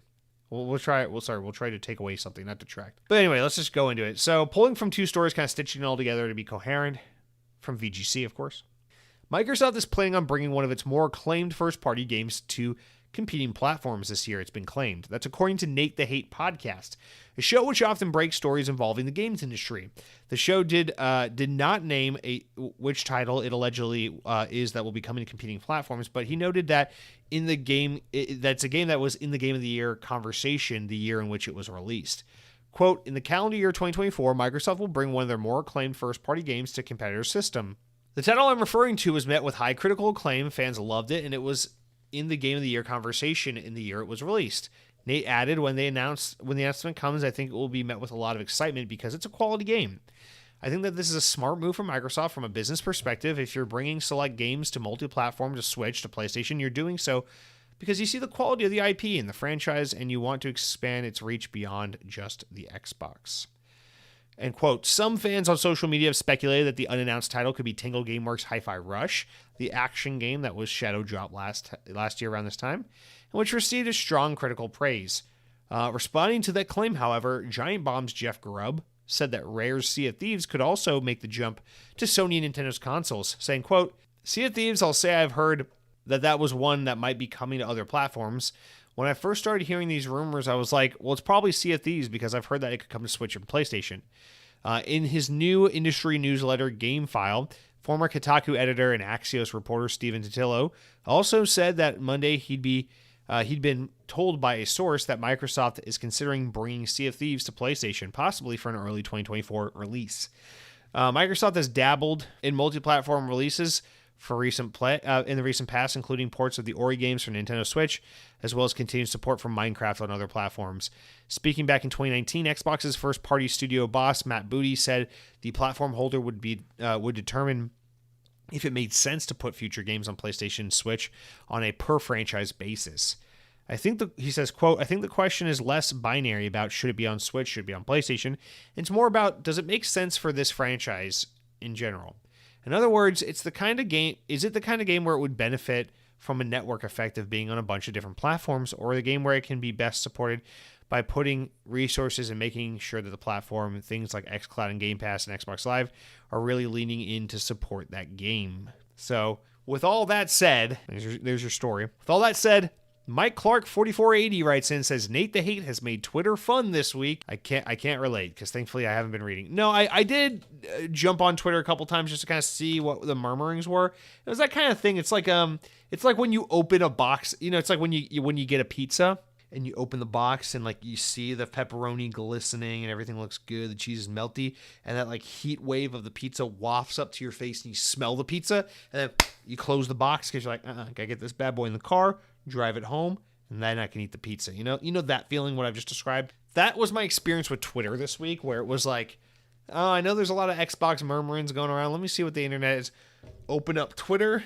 It was like a bunch of shit coming out of my phone, spitting in my face. Swiped up, exited out of the Twitter app, locked my phone, and was like, that's enough of that. So, I don't know. But but yeah, I mean, okay, first of all, I don't know who Nate the Hate is. I learned about Nate the Hate this week because of this story. I know who Steven Totillo is. I know who Jeff Grubb is. These are more, I don't want to say reputable because I don't mean to like downplay this Nate the Hate guy in case he's like some really great resource. I'm not trying to say he is or isn't right or has a good track record. I don't know. I don't know anything about him. I saw some people online being like, this guy makes up shit all the time. Only like 1 out of every 5 things he says is true. I don't know that that's true. I don't know anything about the guy. I never followed him, never listened to his podcast, so I'm not here to pass a judgment on him. But I will say, the very notion of Xbox continuing to bring games on a per-game basis to other platforms makes sense. And also, did we not expect more of this? I mean, with Ori and the Blind Forest and Ori and the Will of the Wisps, and then them being so... this is the other thing I didn't see people mentioning. Xbox was so okay to just let games like Cuphead, or crazier one, As Dusk Falls, which is a game that they published and gave money to and funded partially, like, let these games just go on to other platforms. I mean, As Dusk Falls is hitting PlayStation shortly. Clearly, Xbox has a very different perspective on exclusives. I do feel like if a game is big enough, like Halo or Starfield or something like that, or maybe Indiana Jones, it's something that they just hold on their platform and say, no, you got to be on Xbox to play this. But if it's something smaller like Hi-Fi Rush or like Ori and the Will of the Wisps or something like that, it's like, why not put it on other platforms or let it go at some point? Because at some point, it's like there's more to gain by just getting a double dip on another platform, and there's more exposure to get done. I guess it's kind of like this. It's kind of like what like Disney and Universal and Paramount and all these companies hope will happen with the streaming business in its current incarnation. Sure, you can go to the movie theater, or you can wait for Fast and Furious 25 or Marvel movie 75 or Jurassic Park. The park is open for business, baby. To all come to streaming services. You can wait a couple months. They'll all be on streaming services. They're there. That's fine. But you can pay to go see them in theaters, and you'll have a better experience. You'll get to be there first. You get to be a part of the conversation and the event surrounding it. And either way, the companies are going to win out because there's that double dip. They're either going to get your money because you subscribe to their streaming service, or they're going to get that money because you went out to the theater to see it. It's kind of a similar thing where I feel like, especially with smaller games like Hi-Fi Rush, Xbox looks at them and says, hey, this was a really great get for Game Pass. A game like Hi-Fi Rush is absolutely made to service Game Pass before it's meant to service a la carte purchases. No one expected Hi-Fi Rush to be a game that's like, oh, we're going to sell 5 million copies. It's going to be a financial success, and we're going to make millions of dollars on it. That wasn't the plan.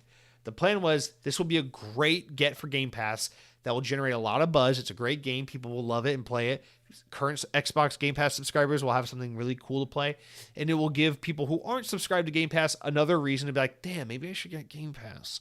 But after a year, and everyone's played it, and the buzz has come and gone, it's like, well, yeah, man, why don't you make some residual money by taking that fucking game, throwing it on the Switch, throwing it on the PlayStation Network, and selling some copies a la carte, sell a couple 100,000 or 1 million copies of the game across 2 other platforms, and make some fucking money, get some money back. And it's like that double dip of like, maybe if enough things like this happen over time, people will look at a smaller game like a Hi-Fi Rush or an Ori and the Blind Forest and say, oh yeah, Xbox just put out that new kind of smaller style game.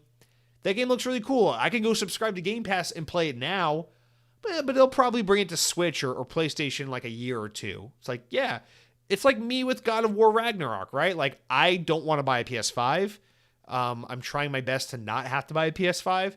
And I know that Sony now puts their games on PC after about 2 years. So I didn't play God of War Ragnarok. I want to play God of War Ragnarok. I want to play Spider-Man 2. But I know I can just play God of War Ragnarok probably later this year on Steam. And Spider-Man will probably come to Steam sometime next year in 2025. And that's fine. It means I get to miss out on the early conversation. I get to miss out on the moment. I don't get to play it on the hardware it was originally intended to be played on. That is my loss. But if I want to enjoy these games that way, I'll enjoy them that way. But Sony still wins at the end of the day because people still going to buy a PlayStation 5 to play Spider-Man. They're not going to wait 2 years to play on Steam. And other people like myself are still going to buy the game on Steam, so Sony's going to make money either way, right? And I just feel like that's kind of what the strategy is. It's not Xbox saying, like, eventually everything will be on PlayStation. Maybe that's the plan. Maybe that happens. I don't really know. I'm really tired of the speculation on that and what everyone's fucking armchair opinion on Game Pass on PlayStation and Xbox doesn't care about exclusives anymore. I don't really want to get into that, to be honest. But I think for the here and now, at least looking at this trend we're starting to see, it makes sense. Why wouldn't you take a game like Hi-Fi Rush and go throw it on Switch or PlayStation 5? Now, if we're talking about Sea of Thieves, I think we have a very different conversation on our hands, where if it's Sea of Thieves, that's because that is a games as a service. And Sea of Thieves has slowly but surely trucked along for that game came out in 2018? That game's about to be like, oh my God, that game's about to be like 6 years old. 6 years old? Oh my God. Sea of Thieves has been trucking along for like 6 years at this point. Doing great, actually. It has really great player engagement. It's been a good get for Game Pass. It's been a great get for Xbox. It's generated a lot of money. But at this point, I think they're in the point in Sea of Thieves' lifespan where it's probably like the biggest expansions they're going to do for the game have been done. The peak concurrent player base that they've ever reached has been reached. And now if you want to breathe some more life into it and get a second wind in this game, a great way to do that would be to say, hey, Nintendo, PlayStation players, you want to jump into Sea of Thieves? It will help populate our servers and give players people to play with and reinvigorate this games as a service title that we have that's a roaring success. And that's a good idea. And again, maybe a bunch of PlayStation and Nintendo players will play Sea of Thieves and go, this game's pretty fucking good. I could have enjoyed it many years ago if I had Game Pass, if I owned an Xbox. And so it's another one of those things that's like, yeah, I mean, you can breathe second life into some of these games. You can expand the player base of an online service game. You can make money from two different factions because some people will never buy an Xbox no matter what. Some people will never subscribe to Game Pass no matter what. Might as well sell them a copy of Hi-Fi Rush and make a little bit of money off them anyway, right? My plan, when all is said and done, is to not buy a PlayStation 5 this generation. Maybe I'll cave and buy a PS5 eventually like I did last time with PS4. But if I can get through the whole generation without buying a PS5, Sony will still get money from me because I will buy God of War. I will buy Spider-Man on Steam when they come out. Absolutely. I will buy Ratchet and Clank, although it's already on Steam. I will buy it at some point. It's just in my backlog. But like, they'll make money off of me with PlayStation 5 games, even though I don't have a PS5. So why can't Xbox do the same? I don't get it. So I don't know. Is it Hi-Fi Rush? Is it Sea of Thieves? Is it another game we're not even considering? I don't fucking know. Is it the end of the world? No. Does it mean Xbox is giving up on consoles? No. Does it mean Xbox is giving up on exclusive content? No. Like, are people overreacting? Is Twitter probably on fire because if Twitter's not on fire, then Elon doesn't get paid? Probably. So calm the fuck down. Everything's fine. And also, I just gotta say, Xbox is in a really good position right now where there are so many good games coming and there's so much to look forward to. And Game Pass is such a strong proposition. And Xbox hardware could be had for cheaper than ever before with excellent specs, that even though there are gripes and things I would do differently and ways Xbox could be better and things could be better, it is such a fucking good time to be a person who's invested the Xbox ecosystem and is gaming here. So it's like, bro, like, things are good right now. Calm down, be happy, be excited, like, look forward to some shit. Not only that, or I will say, like, if there has to be any criticism, it must be said, I would like to see Xbox focus more on the strength of their console brand. I don't want everything to be about Game Pass. But that being said, I don't think putting a game like Hi-Fi Rush on Switch a year after it's been on Xbox is cannibalizing Xbox Series console sales. I mean, what we learned last year was apparently Xbox Series hardware sales between both S and X combined was like over 7 million units, which is abysmal compared to PlayStation sold something like 25 million PS5s. So like, you kind of have to understand the position Microsoft is coming from, because even though personally I want to see Xbox's number one priority be the console, I love Xbox as a console way more than I love Game Pass as a service. And I want to see the console continue to be the main focus. I can happily live in a world where we don't have Game Pass, but we do have Xbox. I'd be sadder if we had Game Pass, but no Xbox hardware. So that is one thing I just want to mention, is like, that's the uphill battle Xbox is against, because they got great games on the way. They had great games the past couple of years, 2022 being kind of an exception. But things are looking up for the brand. They have the coolest consoles they've ever had out in the market. Great hardware, great marketing, great leadership, really good direction we're headed in, strong acquisitions. So things are looking good for Xbox. But even with that said, they still sold a fucking third of consoles compared to what the PlayStation 5 sold last year, even though Xbox has a $300 console and PlayStation is a $500 console, or $400 to $500 console. So it's just rough out there. So can you really look at Microsoft and what they're doing here and be like, yeah, this is dumb. Why are you doing this? It's like, no, man, because they're losing even when they do the right thing by putting all their great games exclusively on their console. They still lose because these motherfuckers go, PlayStation's where all my buddies play FIFA 27. So that's where I'm going to go. That's cool, man. Teach their own. But Xbox is fighting a losing battle trying to just support the console alone. So they got to diversify. They got to pull you into Game Pass by tantalizing you with a little bit of Xbox magic on the Switch or the PlayStation here or there. I don't blame them for throwing things at a wall and seeing what stick, honestly. And I think we're getting more and more into this world where, like, no one would have ever guessed that PlayStation would be putting their games on PC a couple of years ago. No one would think that would ever be a thing. Remember in 2018 when the discussion was like, PlayStation's not going to allow crossplay. What do they have to gain from doing crossplay? That's never going to happen. Now you can't imagine a world where you can't crossplay with all your bestest friends on PlayStation. Can't imagine it. So PlayStation's dabbling in the PC space, and they're allowing crossplay. Xbox is putting some smaller titles on Switch and PlayStation. Nintendo is being Nintendo and probably making a weird fucking Mario hentai game that I don't want to know nothing about. It's all happening. The world's changing, and you got to adapt. You got to adapt with it, okay, you little fucking Xbots and ponies? So get off your fucking Twitter. Go outside. Grab a handful of the ground, of earth, grab some dirt, some grass, some bugs and grub and all that, and put it to your face and go, and then rub your fingers down your face and let the mud run on you and do like a war paint type thing, and become a true console warrior. Maybe go storm the Microsoft campus in Seattle, Washington, and demand they stop supporting the PlayStation. I don't fucking know. What am I saying? I think I'm inciting a riot. All right, let's move on, guys. That's it for all the big news stories this week. We only got 2 of them, but hey, they're worth talking about. It's news. It's big news, baby. So let's wrap up. Before we get into the comments, the best part of the show, let's wrap up real quick with the important enough news stories. Stories important enough to make the podcast, but not quite enough. Important enough to warrant their own discussions. We're not going nuts here. But hey, good news. I was actually really excited to see this one. From Windows Central, they report Pal World will be coming to Game Pass on January 19th. So that's, what is that, next Saturday? That's next Friday, you idiot. That's next Friday, you dumb person. So Pal World, that's the Pokemon with guns game. That's going to be in day one Xbox Game Pass game. So that's a new surprise we just got this week. And I'm looking forward to giving that game a try. So I think that's actually a really good Xbox Game Pass get. So cool stuff there. Next up, Larians say that they will fix the Baldur's Gate 3 save bugs on Xbox, so that the update is coming on the 16th of January, which is next Wednesday. Nope, that's next Tuesday. I'm really bad at the calendar, huh? So hey, if you're experiencing that bug, they're offering an update, a fix for it very soon. So here you go. Next up, Shuji Utsumi has been appointed as president/COO and CEO of Sega of America and Europe. The change was announced by Sega's parent company, Sega Sammy, this week. Utsumi has a storied career in the video games industry, including being instrumental to the founding of Sony Computer Entertainment and launching the PlayStation in North America. However, fans may know him for something he worked on before that, where he helped launch the Sega Dreamcast outside Japan and served as the executive producer of dozens of Sega classic hits. Actually, that was after Sony, because Sony was in the mid-90s, or PlayStation was in the mid-90s, Dreamcast was in the late 90s, so get it together, boy.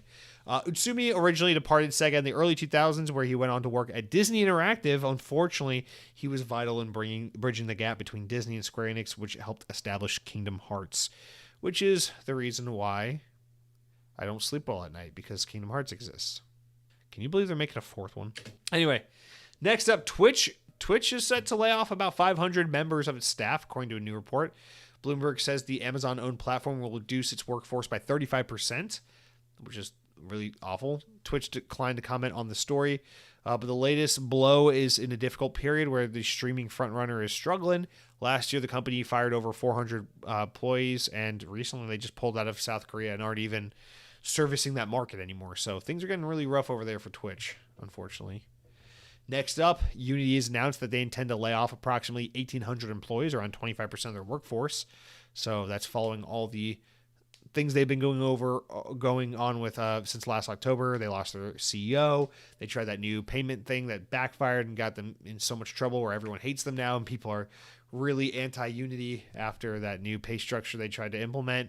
And now they are facing even further financial struggle. I mean, that the whole reason they tried that shit in the first place was because things weren't looking good financially. Now things are getting even worse. So unfortunately, we got more layoffs there. And then finally, some good news to end on. Trying not to end on too much negativity. A little uplifting, fun fluff story here. After nearly a year of alleged images appearing and rumors and talk surfacing, the officially licensed Xbox Series S, as in Samuel, toaster has been confirmed, as spotted by retailer Sleuth Wario64. The Xbox Series S two-slice toaster is now available for purchase in the United States via Walmart, and it retails for $40 US. That's right, this toaster looks like a Series S and has an RGB mount on it, and when your toast pops up from the toaster, it has the Xbox logo printed on it in toast. So I don't really want to talk about this anymore. It's making me uncomfortable. Why is there an Xbox toaster? I am torn between whether or not I should get this for my kitchen, since I have a house now and I can display fancy home appliances like an Xbox toaster. And I'm also torn between that and being an adult and not having an Xbox toaster. So I don't know. But guys, the Series S toaster is not only its own thing in and of itself, but it's apparently part of a new wave of licensed Xbox gear set to launch soon, including a Xbox ramen bowl, an RGB mouse pad, storage boxes, pen holders, and more. So that's fucking awesome. And I lied about the RGB thing for the toaster. I misread. That's not part of the toaster. It's part of something else. Cool. Now that I have established I'm a liar and I'm untrustworthy, let's move on. Guys, that's it for everything this week, except for the best part of the show, the comments, the shout-outs from YouTube. You know how it goes. Head on over to youtube.com. Drop a comment on the latest episode of the podcast. I read it on the show. And we talk about it here. You can say anything nice, anything mean, anything in between. But what I ask more than anything is you leave a comment if you want to engage with the show, which I always enjoy talking to you guys through. And if you have a podcast service you want to support that you use to listen to the show and you want to support the show, iTunes, Stitcher, Google, SoundCloud. What is SoundCloud? No, it's freaking Spotify. Whatever it is you use, leave the show a 5-star review. It would greatly help. Again, if you enjoy the show and you genuinely would like to give it a 5-star review, I'd greatly appreciate your feedback. If you don't love the show enough to give it a 5-star review, but you still feel inclined to review the show, just don't leave a review. So thank you, as always. Appreciate you guys. Wouldn't do the podcast if you guys didn't listen, leave comments, and things like that. I love the two-way communication, and I love the engagement. So starting off this week, we got Cody Pavon, 9208, who wrote in and says, Jesse, hey Jesse, been a minute. Although I read that initially in my head as, hey Jesse Bean. You didn't call me Jesse Bean, did you? No, he says, hey Jesse, been a minute since I've hopped in the comment section because as a mailman working through the Christmas season, it was rough for me.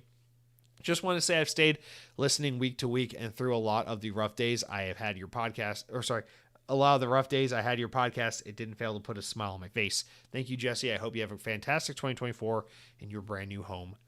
Thank you, Cody. I really appreciate the kind words. And thank you, dude. Thank you for what you do, because I work in an industry where we work with many different types of businesses, and I am very well aware of how fucking hard the Postal Service, FedEx, Amazon, these various couriers and such, how fucking hard these guys work.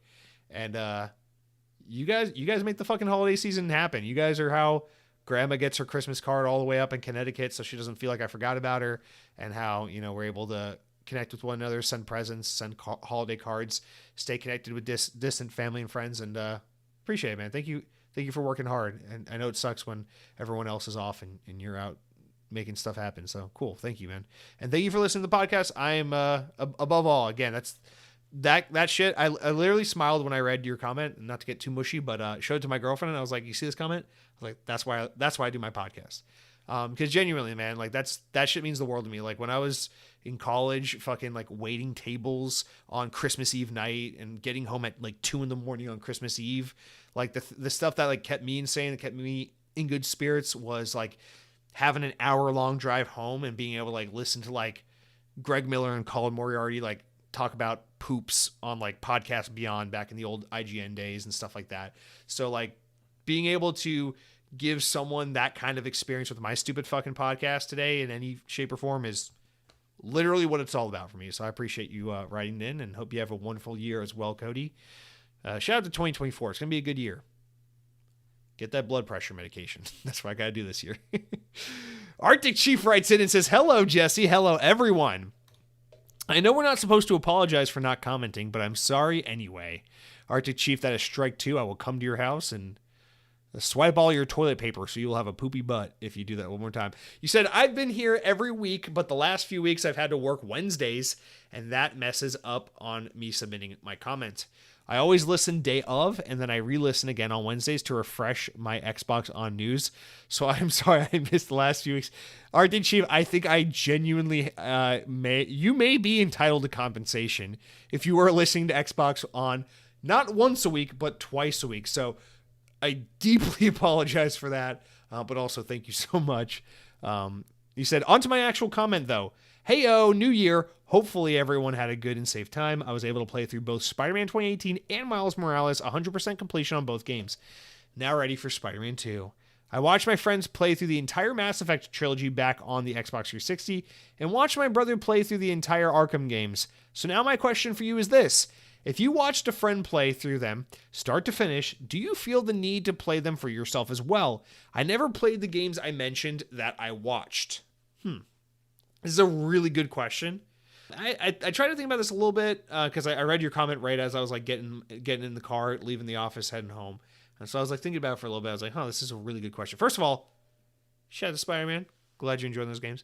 But yeah, so it depends. It's a game-by-game thing, but also I think ultimately the simple answer is if you feel like you got out of that game what you wanted to get out of that game by watching someone else play it. Like, I know like long plays are a huge thing. People like to go online and just watch YouTube long plays of games and then not even actually play the game themselves. Like, if you feel like you get a full and complete experience out of that and like you're satisfied with the game after that, who am I or anyone else to tell you that you're playing the game wrong, or you didn't really experience the game, or you didn't really, you're not an authority. You can't speak to this game, because it's like, whatever, man. Games are for pure enjoyment.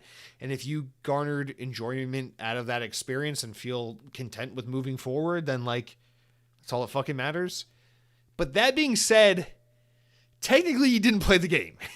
So even though it's like, you know what happens in the story, you know what the game is inside and out because you watch the game happen. You get the story, you get the sound design, you get what the gameplay loop is, you understand like the logic behind the game. You still don't know what it's like to play the game, and you still don't have the skill that you acquire, from playing like Arkham.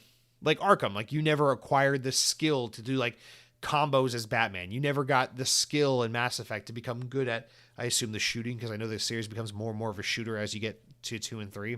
So you don't know what it's like to be a proficient player of the game, but you have like a very close relationship with the game nonetheless. So I don't know, man. Like, I'll put it like this. I used to watch my brothers play a lot of games that I just wouldn't play, especially horror games, because especially when I was a kid, I was like, I don't want to play games that are super horror or eerie or kind of like whatever. So like, I would watch my brothers play like Alone in the Dark, Resident Evil. Hell, I'd watch my brothers play Final Fantasy all the time. I watch my brothers play Metal Gear Solid all the time. I'd watch my brothers play games like Heavy Rain on the PlayStation 3. I watched a lot of Heavy Rain.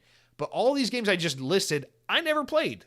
I only recently got into the Resident Evil franchise, and the only ones I've really played are 3 Remake and 7. I did eventually go back and play Metal Gear Solid 1 myself on the PS3, but I still never played MGS2, MGS3, MGS4, 5, any of those games.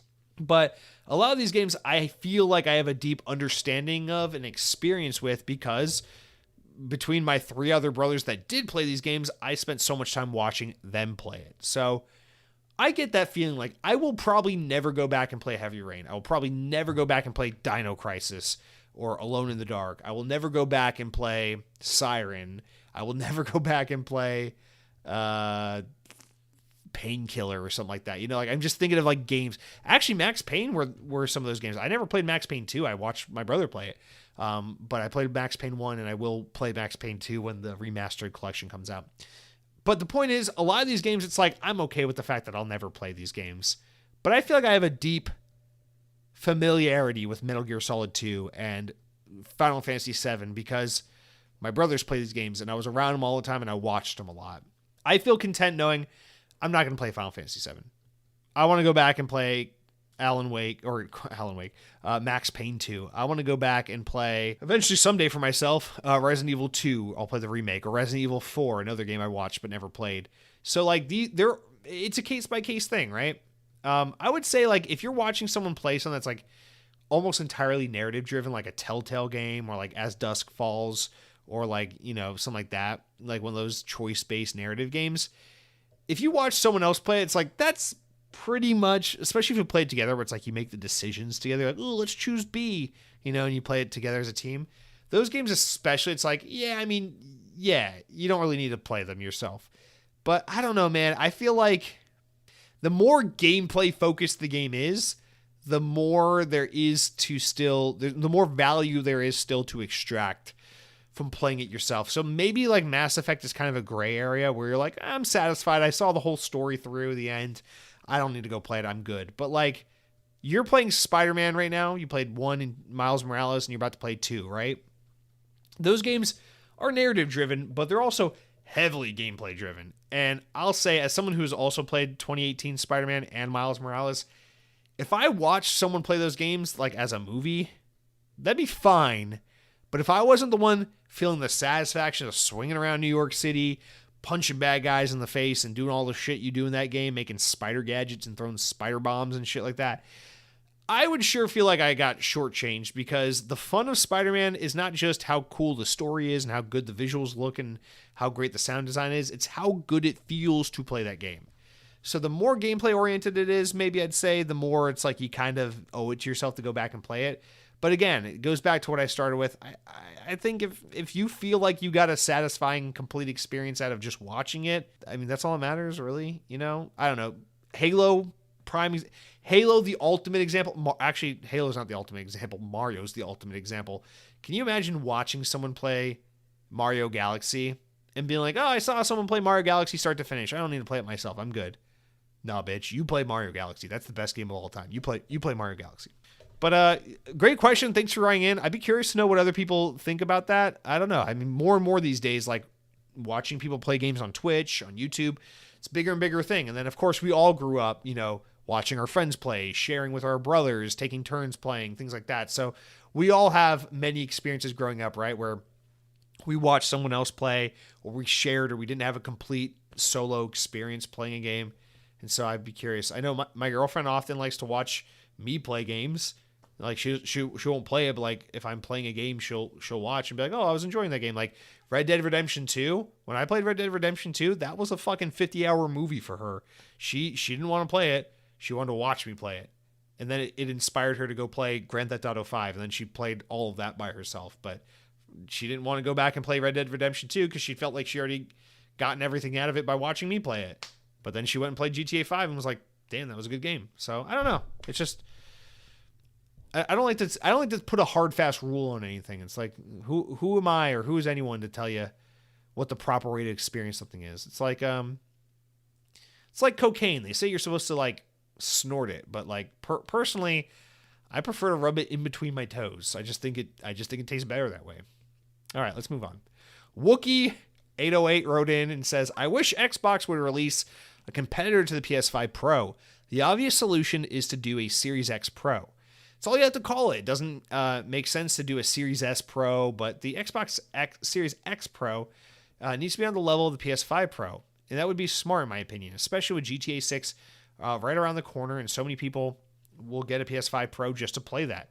I'm a huge fan of new hardware, and hopefully Xbox reconsiders missing this opportunity for the Pro model of the X. Wookie, I appreciate you writing in about this because I think I share pretty much the exact same sentiment with you, and I feel like there's some hypocrisy with this because this is, I think, maybe one of the most hypocritical things Phil Spencer's ever done, where Phil Spencer recently was cited saying that they absolutely need to take care of, number one, their console customers, the people who invested in their hardware. Those are the players and the fans they need to service and take care of, number one, the most above all else. And number two, when you look at the Xbox One X and the Xbox Series X, the marketing behind both of those platforms was basically, like, the ethos of those platforms was basically #never again. Because Xbox One was a little underpowered compared to PS4 when it came out in 2013. And Xbox took that so fucking personally. And Phil Spencer, when he came into power a few years after the Xbox One came out, took that so personally that he made it his objective to put out the most powerful console ever made. 8 teraflops, 12 teraflops, whatever. You know, and they carried that through with the Xbox Series X. The most powerful console ever made. And now they're doing this double speak bullshit where they're like, we already have a Pro model. It's called the Series X. The base model is the Series S. It's like, so you're saying your base model is woefully underpowered compared to the base model of the PS5? And you're okay with that? And your Pro model is going to be woefully underpowered compared to PlayStation's upcoming Pro model? Like, why would you say that's such marketing bullshit? Like, why would you say that? That makes your brand look weak and dumb. That's stupid. So I'm with you. I think like here's the I want it, but I get why not. I also want an Xbox Series X Pro. It is, I think, necessary because in order to keep the optics in place and to show that you are just as serious about your hardware as the competition, and to show that you take it just as seriously as the competition, and to show that you care about the fans just as much as the competition cares about their fans and their market, you got to put out a box like this, because that Pro model, while it's barely going to sell any units, these Pro models, they're not huge system sellers. Like, so many more people are going to buy a Series S or a discless PS5 or regular PS5 or regular Series X. So many more people are going to buy that platform over the Pro model because people always go for the cheaper SKU and they don't need the latest and greatest, biggest, sexiest tech. Not everyone buys the iPhone Max XL, but they all buy the iPhone, right? You know, I got the Samsung Galaxy S23 Ultra. Most people just get the fucking Samsung Galaxy S23. That's it. But I know that I'm the exception. I know that most of you listening are the exception because we're the hardcore fans. We're the crazy people silly enough to sit here and record and listen to podcasts about Xbox. We are the hardcore base that they need to market to and be like, yeah, here's your pro model. We care. We're not going to let PlayStation take the most powerful console crown from us. We're not going to let PlayStation cater to their most hardcore audience by giving them a pro model and then let you guys just sit around kicking rocks waiting for something to happen. Like, here you go. So I think in that regard, Xbox needs to do a pro model. It's absolute bullshit that they're not like, yeah, we're doing a pro model. But on the other hand, I get why they're not in the sense that the lesson we learned so far into the Series X generation, especially last year with PlayStation 5 selling over 25 million units and Xbox Series consoles combined selling just over 7 million units, is that it does not matter what PlayStation does. It does not matter what Xbox does. PlayStation wins, Xbox doesn't. It's just like what's happening in iPhone. More and more every day, iPhone is becoming the dominant platform. It's becoming the dominant phone for everyone. Even though Android used to be ass back in the day, but Android's great now. And even though Samsung's making the greatest phones they've ever made, and Google's making some of the coolest phones they've ever made, and various Chinese manufacturers are making some of the coolest, most innovative phones we've ever seen, doesn't fucking matter. People in droves every day are leaving Android and joining Apple. It doesn't mean Android's failing. Android's still the most widely used operating system on mobile, but the iPhone is by far the number one best-selling phone, and it grows and grows every day. It doesn't matter how many megapixels they put on a Samsung camera. It doesn't matter how many times the new Pixel phone can fold in half. It doesn't fucking matter. It is a snowball that has picked up so much momentum and speed at this time that it's just going to keep rolling and getting bigger and bigger and bigger, and that is iPhone.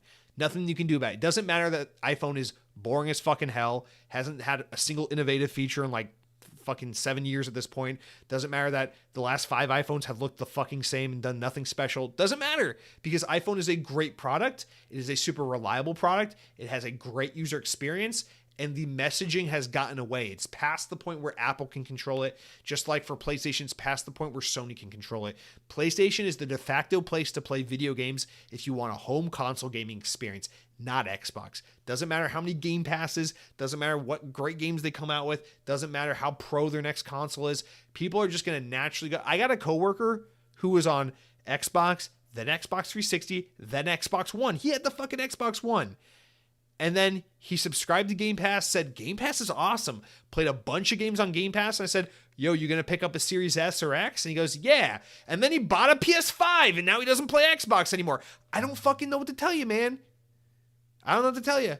Starfield, he's like, he always goes, my favorite game of all time is Fallout New Vegas. I'm like, hey, the guys that make Fallout New Vegas, well, not those guys, but, you know, the guys that make like Fallout 3 and 4 and then Obsidian made Fallout New Vegas.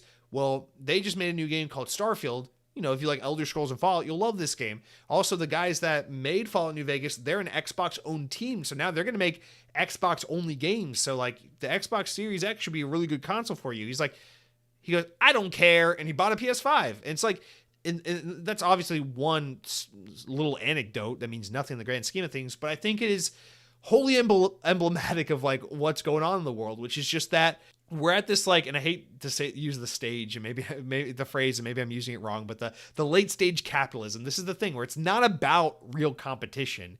It's just about which brand is the most powerful, and PlayStation's more powerful. And so while I want a Series X Pro and you want a Series X Pro, and it's obvious as hell that Xbox needs to make a Series X Pro in order to do right by its most hardcore users, I look at 7 million Xbox Series S's and X's sold compared to 25 million PlayStation 5s last year. I'm like, well, yeah, man, these Pro models barely sell in the first place. Like, if Sony, let's say Sony only sells 3 million PlayStation 5 Pros when they come out, 3 million PlayStation 5 Pros, that means Xbox would probably only sell like 750,000 to 1 million Xbox Series X Pros, if that.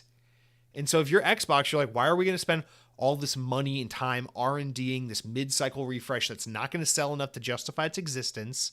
But we know as hardcore fans, it's like, you guys should probably do that anyway, because it's less about the money, more about the optics. It's about keeping up with the Joneses. It's about showing that your dick's big too. Samsung Galaxy S23 Ultra, it's one of the best selling phones. It's dwarfed in sales compared to the iPhone. In my opinion, way better phone, can do way more, looks way better. The operating system is more, I don't know, I've grown to actually really like Samsung's One UI, even though I used to hate it. The newer version of it, I love it. It's really good. But doesn't fucking matter how good it is, because everyone's going to fucking buy an iPhone and make fun of me and everyone else for being a green bubble. Because that's just how it is. Like, man, now I sound like one of those people. I'm like, fuck capitalism. I mean, but you laugh, but it's kind of true. It just is it's that thing, man. It's like, it doesn't matter about who's better. It doesn't matter about who has the better product or who has the best value, or has the best service. Sometimes the brand just gets so big that like there's nothing that can be done. And unless Tim Cook is like, hey, I'm gay and now I'm going to make all of you gay too. And if you don't turn gay, your iPhone will light on fire and tell your dog that it's disowned or something like that. Unless something like that happens, people are not going to just leave iPhone in droves, you know? So I don't know why that's what would have to happen, but unless something crazy like that happens, people are pretty well taken care of on Apple's ecosystem. They have a great ecosystem, they have a great device, and same goes for PlayStation. They have a great ecosystem, they have great games, they have a great platform, and there's a lot of people there that are like, hey, PlayStation's been good to me all these years, why would I go to Xbox? And there are all these people that are like, yeah, Xbox is fine, but all my friends are on PlayStation, I want to go to PlayStation. And you know, a Pro X isn't going to do that. A Series X Pro isn't going to do that, unfortunately. Anyway, what are we even talking about? Oh, that's right. Gay Apple. Sam Frito wrote in and says, Arkham in a nutshell. Batman Arkham in a nutshell. You don't have to be the best Batman to play Batman. But when you do get shoved under the rug, Joker always says some entertaining things. Dude, I hate that. Every time you die in these Arkham games, the little like death thing it does where it's like a black screen and then like Joker or Mr. Freeze or Harley Quinn or someone will be like, oh, Batman, you're gonna die. And then it's like you gotta wait 4 seconds and then you can reload. And like, can I just turn that off and make the reload like slightly faster? Anyway, Sam Frito, hope you're having a great weekend. Hope you're having a great week. It's not the weekend. I'm an alcohol, so I think it's the weekend. Mike Clark coming back with a big old comment. Let's pick and choose here because we got a lot here. Hope everyone had a safe and happy new year. Finally made it to my favorite day of the week and the best 5-star Xbox podcast of 2024. Thank you, sir. Walmart, Target, and Mayer. Oh yeah, Mayer. It's Mayer, right? It's like pronounced Mayer, but it's Meger, right? I know which one you're talking about. I recognize the logo. I've never been to one though. Arkham series is fantastic. Yeah, but that's a good one. I guess it used to be Kmart here, but Kmart is no mas. Arkham series is fantastic, and I'm glad you finally got around to playing. Asylum, but don't overlook Origins. Push X and punch a motherfucker in the face had me rolling, and is so true. Yeah, man, I'm very much looking forward to continuing the series. I do plan on playing Origins, so yeah. Oh, here you go.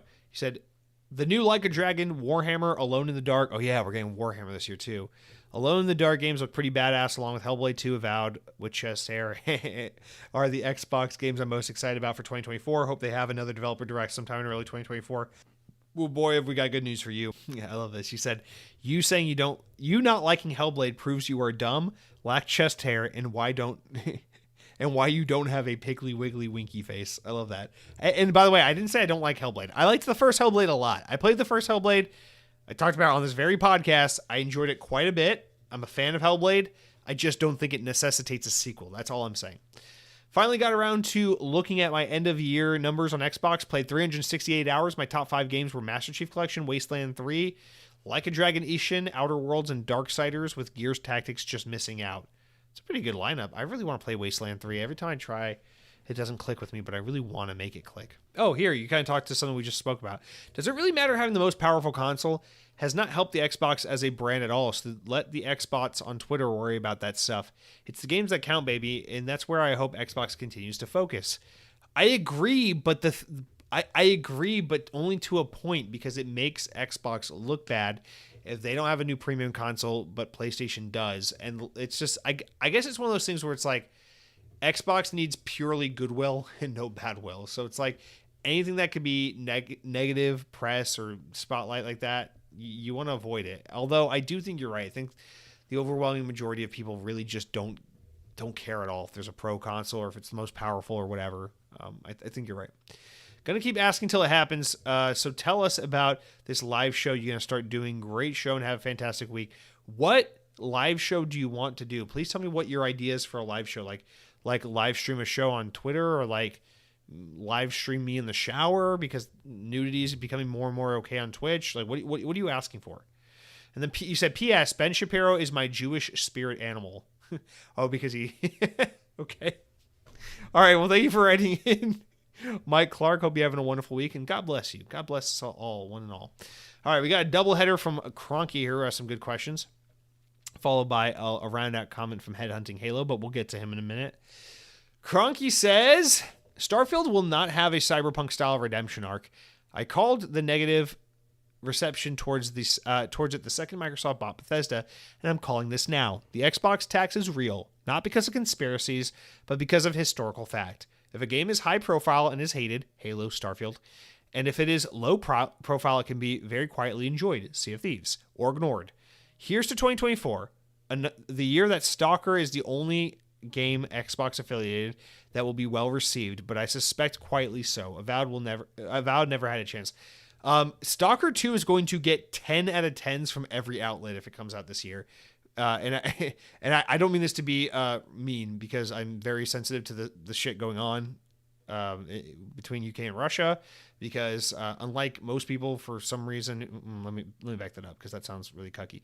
Unlike this weird narrative, and I don't know why it seems like the games media always tries to jump in on social and political things all the time, because it's kind of odd that, like, they can't just fucking talk about Starfield. They always got to be like, Donald Trump, put him in jail. And it's like, that's great, Kotaku, but what the fuck do you think about the new Batman game?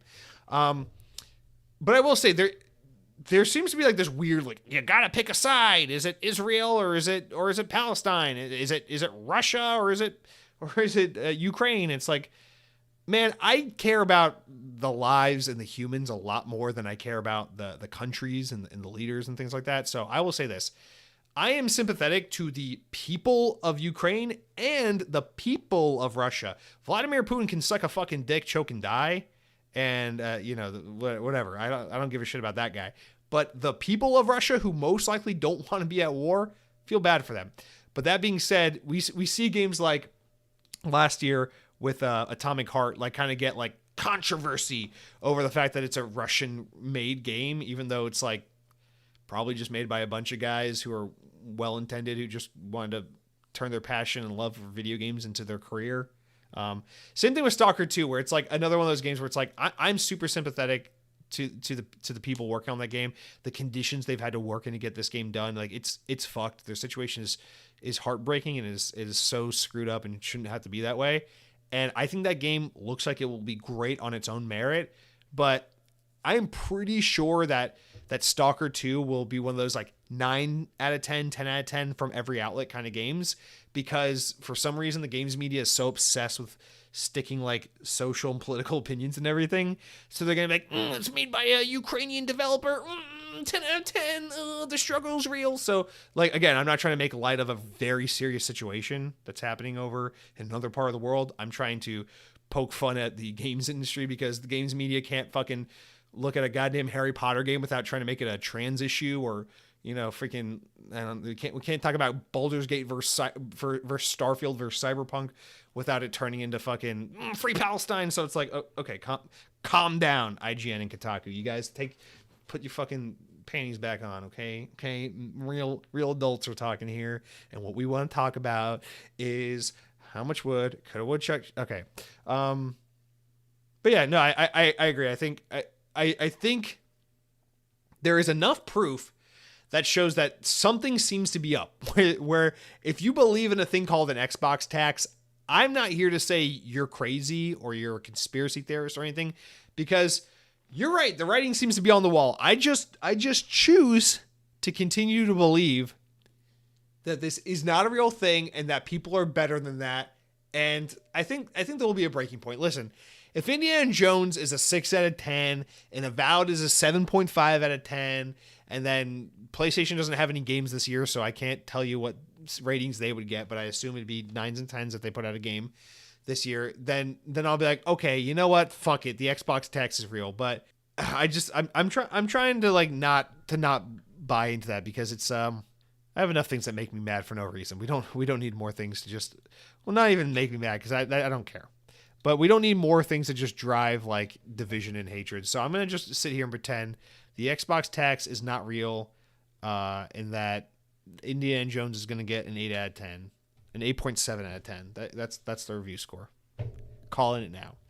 Kronk, you also said, this is a great question. You said, what is your favorite game on Xbox that is not a first-party game and is not exclusive to Xbox, but in your brain, it's an Xbox game? For example, I think of BioShock as an Xbox game, even though it's on everything. This is a great one. The problem is, between your example of BioShock and Mike Clark, who responds here, you guys already captured so many of the ones that I think of. Mike Clark says, great question. For one, I ask myself this all the time. Like you, BioShock will always be an Xbox game for me, but I would also add Mass Effect, Lost Planet, Alan Wake, Dragon Age, Battlefield series. And Mike Clark, I agree. Those are actually pretty much all games that I would say, because Alan Wake, for all intents and purposes, was an Xbox game until they sold the IP back to Remedy and let them go do whatever they wanted with it. Dragon Age, I absolutely associate that with... Actually, Dragon Age is a little more mixed. I think with Dragon Age and Battlefield, I always just associated EA with Xbox for some reason. Like when they did EA Play with Game Pass, I was like, that makes sense for no fucking reason. Honestly, if Xbox went and bought EA instead of Activision, I would have been like, you know what? Not that I'm in favor of this, but that actually kind of makes sense in a way. Because for some reason, always, yeah. Mercenaries, we talked about earlier in the day. Mercenaries, those games were on PlayStation as well. Absolutely Xbox games to me. They're not PlayStation games. Battlefield, I've always been the same way. It's not that I look at Call of Duty as a PlayStation game. Quite the opposite. I always look at Call of Duty as an Xbox or a PC game, but never a PlayStation game, which is weird because it sells best on PlayStation and has had a marketing deal with PlayStation for like 9 years at this point. But yeah, I just always look at Battlefield and everything that's EA. I always look at it as an Xbox thing. Mass Effect, of course, because Xbox published the first Mass Effect, so that kind of was an Xbox game. Lost Planet, absolutely, I see it as an Xbox game. And then BioShock, of course, BioShock, because it was only on Xbox for so long. And then I remember, because back in the day, the conversation was like, did you hear that BioShock and Gears of War are going to be coming to PlayStation? I remember everyone back in like 8th grade talking about that. Oh, BioShock and Gears of War are both going to be on PlayStation 3 pretty soon. I was like, no way, that makes no sense. And then BioShock actually came to PS3, and I was like, oh my god, is Gears of War really also going to come to PS3? And then that didn't happen because my 8th grade brain didn't understand things. But yeah, I mean, that's just, I'm sure that was actually a conversation at one point before Microsoft acquired the IP. But yeah, dude, absolutely all those games for sure. Some other ones that I would, let's see, what are some other games that are multi-platform? KOTOR, of course. I think Knights of the Old Republic, absolutely. Although that wasn't on PlayStation. I mean, but eventually it was PC, and now like ports have been put on Switch and stuff. Doesn't matter to me. Basically anything BioWare is an Xbox game to me, whether it's Mass Effect, Jade Empire, although Jade Empire was an Xbox game, so I guess these are bad examples, but definitely think of those with Xbox. I think of Prey as an Xbox game, not the newer one, but the old Prey. I think of the Army of Two games as Xbox games. I always think, this is a weird one, I always think of Red Dead Redemption as an Xbox game and Grand Theft Auto as a PlayStation game for some fucking weird reason. Far Cry is an Xbox game to me. Borderlands is an Xbox game to me. Well, maybe less so. I kind of accept Borderlands as multi-platform, but that's definitely one I assume I associate. Shadow Complex, of course, because that was Xbox for a long time before it came to other platforms. Call of Duty during its heyday, I associate as an Xbox game, like Modern Warfare 1 and 2 and like World at War and Black Ops. Like to me, that's an Xbox game. Mirror's Edge is a game I associate as an Xbox game. Again, that EA thing, man, I swear, always. Dark Souls is a game I always associate as a PlayStation game, even though it's on Xbox. Oh yeah, here's a weird one.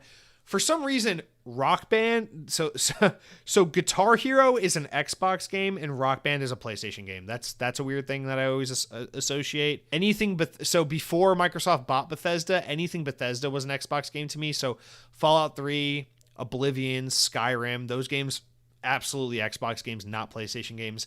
And then Xbox bought Bethesda, so now it's a little more fitting. So that was definitely an easy one. Anything Valve was also Xbox. So obviously Left 4 Dead 1 and 2 were Xbox exclusives on console. They never came to PlayStation, but other Valve games that did come to PlayStation, I still assumed were or always viewed as Xbox games, like Portal, or like, didn't they do one of the Counter-Strike Go or something, or some version of Counter-Strike was like an Xbox Live and PSN download game at one point. So those games definitely Xbox. Anything Valve that was on console was Xbox. Yeah, I mean those are just some examples. So yeah, I mean, I don't know, I gotta stop myself because this is a fun exercise. I could literally just go on forever and ever on this. There's just so many. Oh, Spider-Man 1. So 2002 Spider-Man 1, based on the Sam Raimi movie, is an Xbox game because if you bought the game on Xbox, it had a battle with Kraven the Hunter that was not included on the GameCube or PS2 version of the game. But Spider-Man 2, the 2004 game by Treyarch, is a PlayStation 2 game, not an Xbox game. I don't fucking know why that makes sense in my head, but it does, and you can't take it away from me. Oh, and then Spider-Man 3, the video game, is an Xbox 360 game. So it's Spider-Man 1 and 3, Xbox, Spider-Man 2, PlayStation. That's always how I looked at it. Yeah, but we got to move on because I'll just sit here all fucking night and do this because it's a fun exercise. Max Payne, definitely an Xbox game, even though it's available on all things, just because anything Remedy is always Xbox to me. All right, Headhunting Halo has the last comment of the day, and he says, excited for the year of gaming. I bet it will be a good one for Xbox fans. Finally got to play Star Wars Jedi Survivor, and man, that game is long. It's a good one, and I bought it on sale for $30. So hey, why not? I'm so skeptical of buying games anymore because I don't know when it's going to come to Game Pass. You never know. But hey, I love RuneScape as well, and it was so much fun to play with my friends. Man, those were the days. Man, those were the days indeed. I remember Marcus and Austin, my two best friends from church. We would go fucking, dude, like RuneScape, Static Shock, Spider-Man, Pokemon, laser tag. Like, dude, those were our hobbies. That was our shit, man. I miss that stuff. So shout out to RuneScape. But yeah, no, I totally understand that feeling. That is one of the worst things about Game Pass, actually, is like, should I buy it? Like, Atlas Fallen is a game that came out last year that I really wanted to play. I finally caved in and bought it because it was on sale for $30. So my plan was to play it after I'm done with the Batman Arkham games. But that's a game where I'm like, I really want to buy it and support the developers, but also I feel like it's going to be on Game Pass in a few months. I'm like, what do I do? I feel the same way with Immortals of Avium as well, where I'm like, this is just going to be in Game Pass like in 7 minutes, isn't it?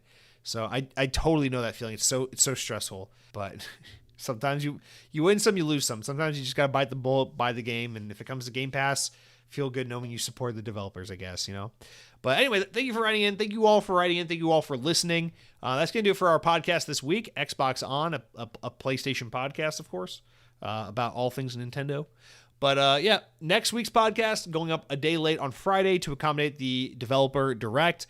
Very excited about seeing Indiana Jones, Avowed, all these games. I'm really looking forward to it. Looking forward to hearing your guys' reactions after you see the games.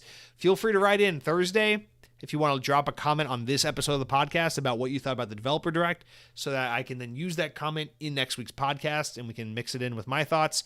That'd be a lot of fun. So be sure to leave a comment. 5-star reviews. Remember, you can wipe your nose, you can wipe your friend's nose, but you can't pick your friend's nose. Power your dreams.